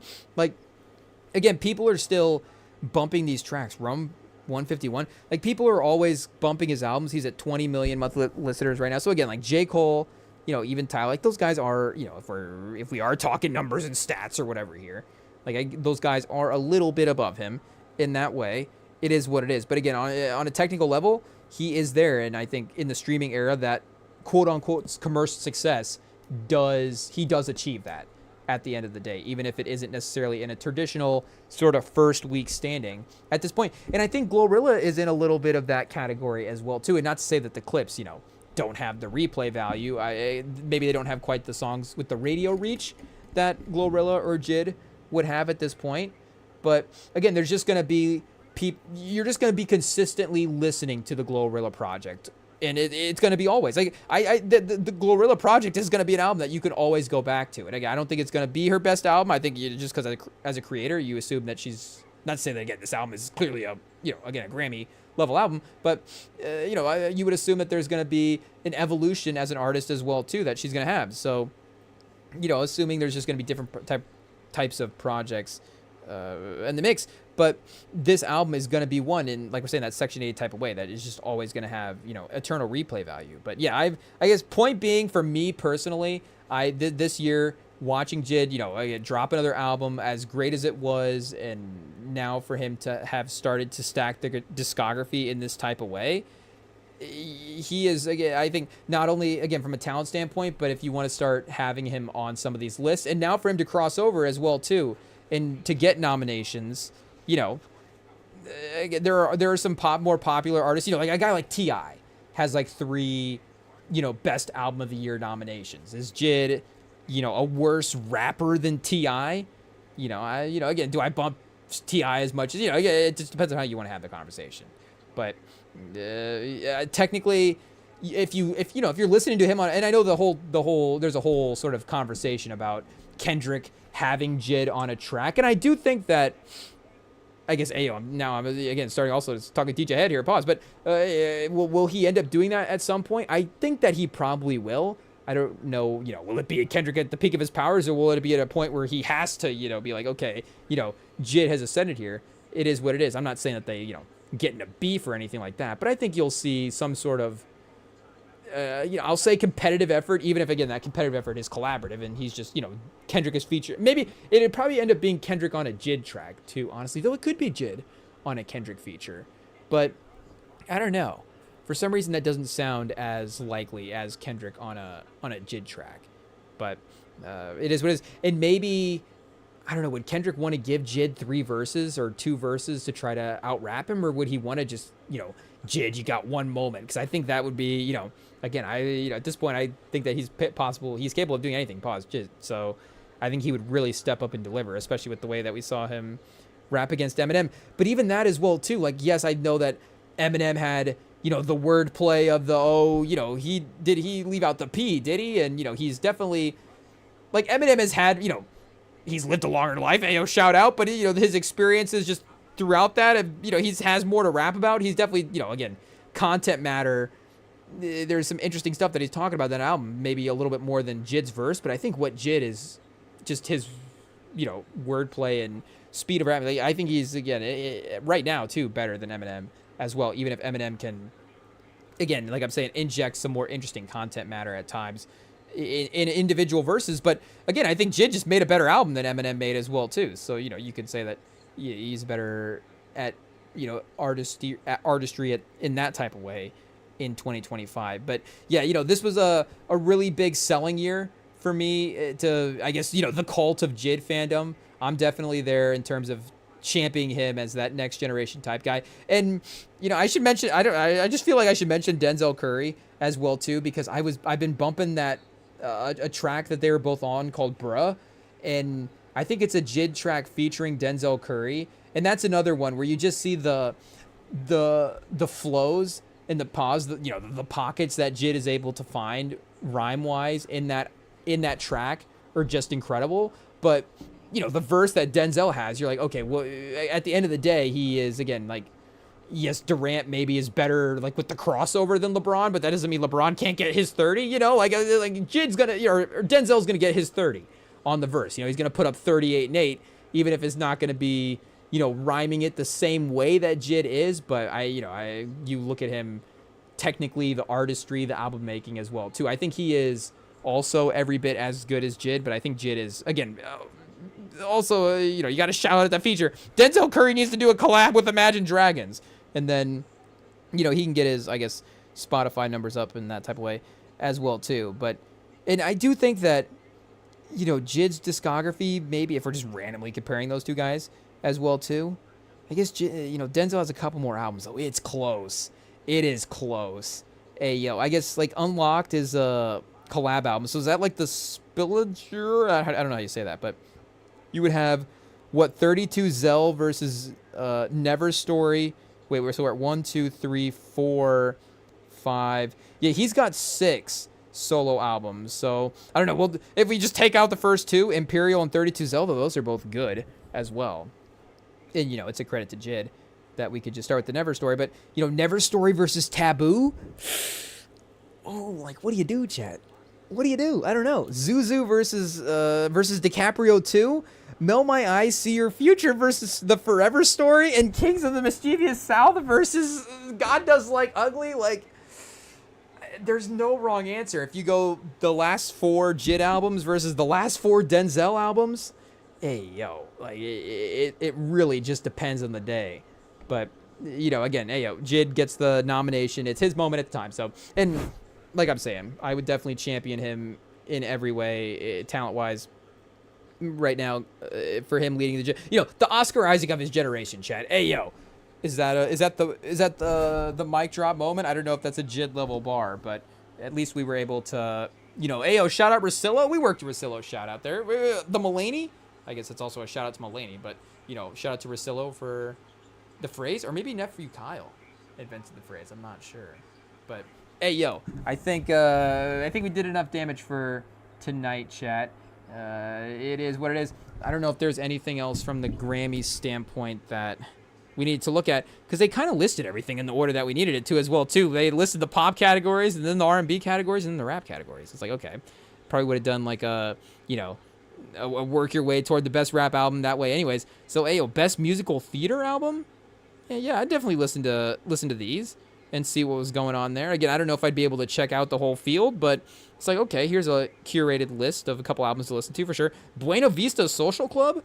Yeah, Chad. We might be listening to that at the gym next time. Who knows? We're getting a little workout to some Grammy musicals. Okay, wait a second. We did want to look at country real quick. Oh, Chris Stapleton off of the F1 soundtrack. So I guess, did we say Don Toliver earlier? If we didn't, just a reminder, we listen to Don. We're the guy that listens to Don Toliver. It is what it is. But it doesn't look like our guy Big X the Plug is getting any nominations here. Best country song, Sam Elliott. Sam Elliott Roman. I was like, is this the Sam Elliott on a country song? Because if not, I mean, that's an idea. I mean, shout out, chat. I don't want to do a morbid Google search here, but is Sam Elliott still with us? Or did Sam Elliott, born 19. He is an American current. Okay, good. You want to? Was born. Okay, there we go. I was going to say, you don't want to say that was an American actor. But yeah, is an American actor. Shout out to Sam Elliott. I was going to say, that's a major day whenever that goes down. But, yeah, before it does, we got to get Sam Elliott on a track. I don't know if anybody asked this question on a pod recently, but I guess just now I was just thinking he could be like a Morgan Freeman type on an album, where if you were like, I guess maybe the question I was thinking in my mind is if, like, who would be the next best narrator on an album? I guess we also got to end this with another shout out to the NFR pod, because that might have been a question they maybe just randomly had brought up on a pod at some point. Or if not, maybe sounds like one thing. An album narrator draft? Maybe we'll leave a comment, chat. I don't know. But Morgan Freeman won. I mean, proven. He's done it. Pause. Legendary. But Sam Elliott, too. I mean, he's right there. Like that, the deep voice, Sam Elliott. Hey, hero knows his time when it's time to rise. You just, honestly, just sample Sam Elliott from Tombstone might be the move. But best traditional? Oh, yeah, Chad. Here we go. Best contemporary. It's like, okay. We did, best American roots? Shout out. John Batiste? Give him the win, chat. Give him the win. Who's going to compete with Batiste? Nobody. Hey, yo. Best contemporary, Kelsey Ballerini, Tyler Childers, Eric Church, Jelly Roll, and Miranda Lambert. Okay, so, it is what it is. Best traditional, Charlie Crockett, Lucas Nelson, Willie Nelson, Margot Price, Zach Top. Oh, pause. Hey, yo. Zach Top is crazy. But, hey, yo. Best Americana performance? I guess I don't know what this is. And best American roots. Oh, song. Okay. I don't really know what these categories are at this point. Best Americana album. Batiste again. So wait, Batiste, I guess the album nominated in a couple categories. Best Americana album and best, what was the other one here? Oh, best roots performance. So that's a song. Okay. Best American roots performance. And then the album itself nominated in best Americana album, best bluegrass album. Michael Cleveland Carter, Sierra Hall, Allison Krauss in the Union Stations, The Steel Drivers, Billy Strings. Ooh, Chad, it might be Billy Strings. Shout out. I mean, that just sounds like a guy that was born to play the bluegrass. Buddy Guy. Oh, Chad. I don't know if we're being biased, of course. Obviously, speaking of award shows, we're hoping that Sinners is able to clean up at the Oscars. But Buddy Guy nominated for a Grammy. Hey, yo, can we go to Polymarket? Best traditional blues album, Buddy Guy. There's no way that he doesn't win this, chat. I mean, who else is on Buddy Guy's level? Nobody else. Charlie Musselwhite wasn't in Sinners. Hey, yo. I don't really know. We'd have to Google Charlie Musselwhite. I don't really know. I guess, maybe. But Buddy Guy, shout out. Hopefully he's able to get another sort of legendary moment here as well, too, with Sinners being, again, just a good reminder of his career. As well, too. Again, I'm not saying that Sinners was a biopic, but, obviously his presence in it, and I'm sure with the career that he has had. But best folk album, Rhiannon Giddens, Jason Isabel, some other guys in the mix there. Regional roots album, so yeah, we're in the weeds here. Gospel, contemporary, Christian, Latin and global? Okay, so you imagine some Bad Bunny nominations there. Oh, Chad, hey, yo. What do we got over here? Best reggae, best new age. Shout out some fun categories here. Best African music. Oh, Burna Boy, Tyla. Oh, here we go, Chad. Yeah, this is the category. Arya Starr. Yeah, Burna Boy and Tyla. Tyla as well, too. Maybe we should go through the award history for Tyla. She is definitely going to be a powerhouse. I mean, already is, of course. But you imagine the accolades definitely would just continue to, stack up at this point. Oh, best music video. Here we go. This is a quick look right here. Best music film? Okay, best music video. Young Lion, Sade. Man-Child, Sabrina Carpenter. So Be It, Clips. Anxiety, Doechii. And Love, Okay, Go. So wait, Squabble Up was last year, I guess? Because GNX nominated this year. Wait, when was the Squabble Up? Nokia? The Nokia music video? Not good enough? Hey, yo. What was the Fighting Irish Freestyle League? Him just sitting by the fireplace does not count for best music video. Drake sipping on some rosé next to a fireplace, complaining about LeBron. Not enough for a Grammy, chat. Hey, yo, I don't know what else what else does Drake have to do for us to like him again? Hey, yo, I don't understand why it's not working, chat. Over here dropping bars about LeBron and it's not working. 11 months ago, Squabble Up was dropped. What was the day on this? I guess it definitely would have been in the August timeline, and I guess not even a year as well too. We still got a month for it's a year. It's out. Hey, yo, Rem can do math. But Luther as well too 6 months ago. So shout out. But the Squabble Up music video, I'm a little surprised. Hey, yo, I mean, shout out to if we're going the hip hop spot. I guess it could take a pop spot. Sabrina or Sade or Okay Go. But if it was gonna be a hip hop spot in Clips or Doechii, I guess. But wait, Anxiety? Oh no, because I think. Hey, yo, she dropped like an actual video for that. Ooh, who's Doechii? Hey, yo, why did Google just or YouTube just suggest Docelli? I don't know who Docelli is. Maybe Docelli is actually an artist, but that was actually a suggestion. I didn't type that in. Hey, yo, for once, not me being dumb. Hey, yo, the internet is actually dumb. Yeah, here we go. Anxiety. So I guess, hey, yo, Anxiety is racked up the views. Definitely pacing more views than the Squabble Up music video at this time. I don't know. Will it reach the numbers? Hey, yo, we'll have to see. Yeah, that's not the point. But yeah, I didn't know if it was this the OG Anxiety music video? Because then the Fighting Irish freestyle has a chance if it is. But yeah, the new one, we're not complaining about that one either. So I keep that one around for sure. But best music film, Devo by Devo, Live at Royal Albert Hall by Ray, Relentless, Diane Warren, music by John Williams. Whoa, John Williams, and then Piece by Piece by Pharrell. I was gonna say, what is Piece by Piece? But I think that's Pharrell's Lego biopic or whatever. So we'll see what that is. Package notes and historical. Best recording package. Oh, Balloonerism. Whoa. Oh, Ballooner Mac getting some noms. Oh, Chad. R.I.P. the legend. Hey, yo, it's a good thing we saw this before we took off. Hey, yo, Balloonerism getting an album nomination. Let's go, Chad. Let's go. The Spins Picture Disc Vinyl getting a nomination as well, too. Oh, this is a new category. Hey, yo, Chad, we got some gold mine categories down here. Don't go anywhere. Still got 2 minutes left here. Pause. Whoa. Hey, yo, we might have less after we said that, but hey, yo, it's just getting crazier. Chromacopia, I guess this is everybody as well, too, not just hip-hop. So Chromacopia, shout out for the hip-hop, getting the best album. Hey, yo, chat, this might settle in. This might take a second. Let's see if we can look at these quickly. So we've got The Crux. I guess the art director is getting nominated. Shout out, not the albums. Oh, Steve from Stranger Things. This is his album. So wait, what's the cover look like? Is the Stranger Things artist in the mix? No, chat, the album cover. Hey, yo, shout out again. Shout out. Not against it, but obviously, but in terms of just what we're looking for at the moment. So is it this one right here?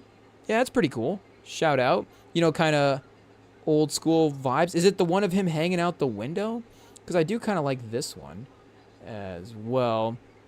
Without the parental guidance tag, it doesn't have that. I mean, once you slap that on a photo, it has album vibes. But this is cool.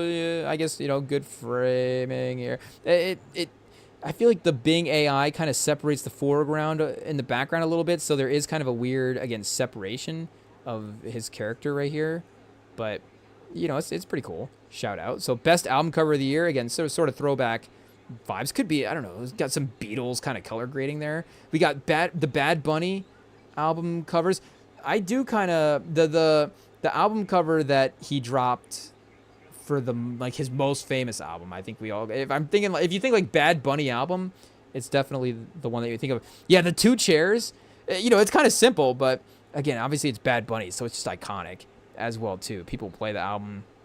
It's got hits, but I'm sure it's got meaning as well. I wish we would know like that. Again, the Prelux cover for Jit, I think, is actually like a great cover. It's really good. So pause. And I'm trying to some Sexy Songs for You cover is really great as well too. Kiari, the cover game was pretty strong in 2025. Music, should we nominate the music cover for Playboy Cardi? Hey, yo, the great design there. But Glory as well, and then Moisturizer. Ooh, we might have to open that in an incognito tab. Let's see here. Glory. What do we got? Glory 2025 album cover. We're not gonna take any chances, chat. We're just gonna get the image. Oh, wait a second. So we've got the Glory soundtrack album cover. Glory by Britney Spears. But no Glory 2025. So wait, is it this one here? Maybe? Some of these might just be stock photos, honestly, at this point. So, okay, I don't know if the... Oh, wait a second. We should actually get the Google search right. Oh, it's got to be this one here. This looks Grammy-worthy, chat, for sure. Perfume Genius? So, wait, what do we got? Oh, okay, so somebody crashed laying on a floor here. I guess we got this tag that's... Oh, there we go. Okay, wait a second. Is he, like, cut up or no? He's just... we just got him laying on the floor. Or, they're just laying on the floor. Ayo. But we got okay, so I guess if you take a picture and there's a window, you're taking a picture through a window. seems to be the theme for an album cover that they like for the Grammys. So I know Chromacopia, he's not, window pane. He's not just like looking out a window, but he might be. Like secretly when Tyler submitted it in the description, he's like, Tyler the creator, Mr. Chromacopia staring out a window. And they're like, oh, he's actually looking out a window? Lock it in.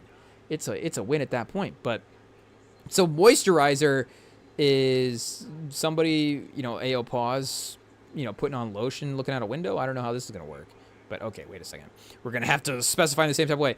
Moisturizer 2025 album cover. Are any of these album covers bums, chat? I don't know. Wet leg? Is it this one here? So we do have a house in the background. Okay, so a very, I don't know year to year if it's going to change up. And I guess I don't know.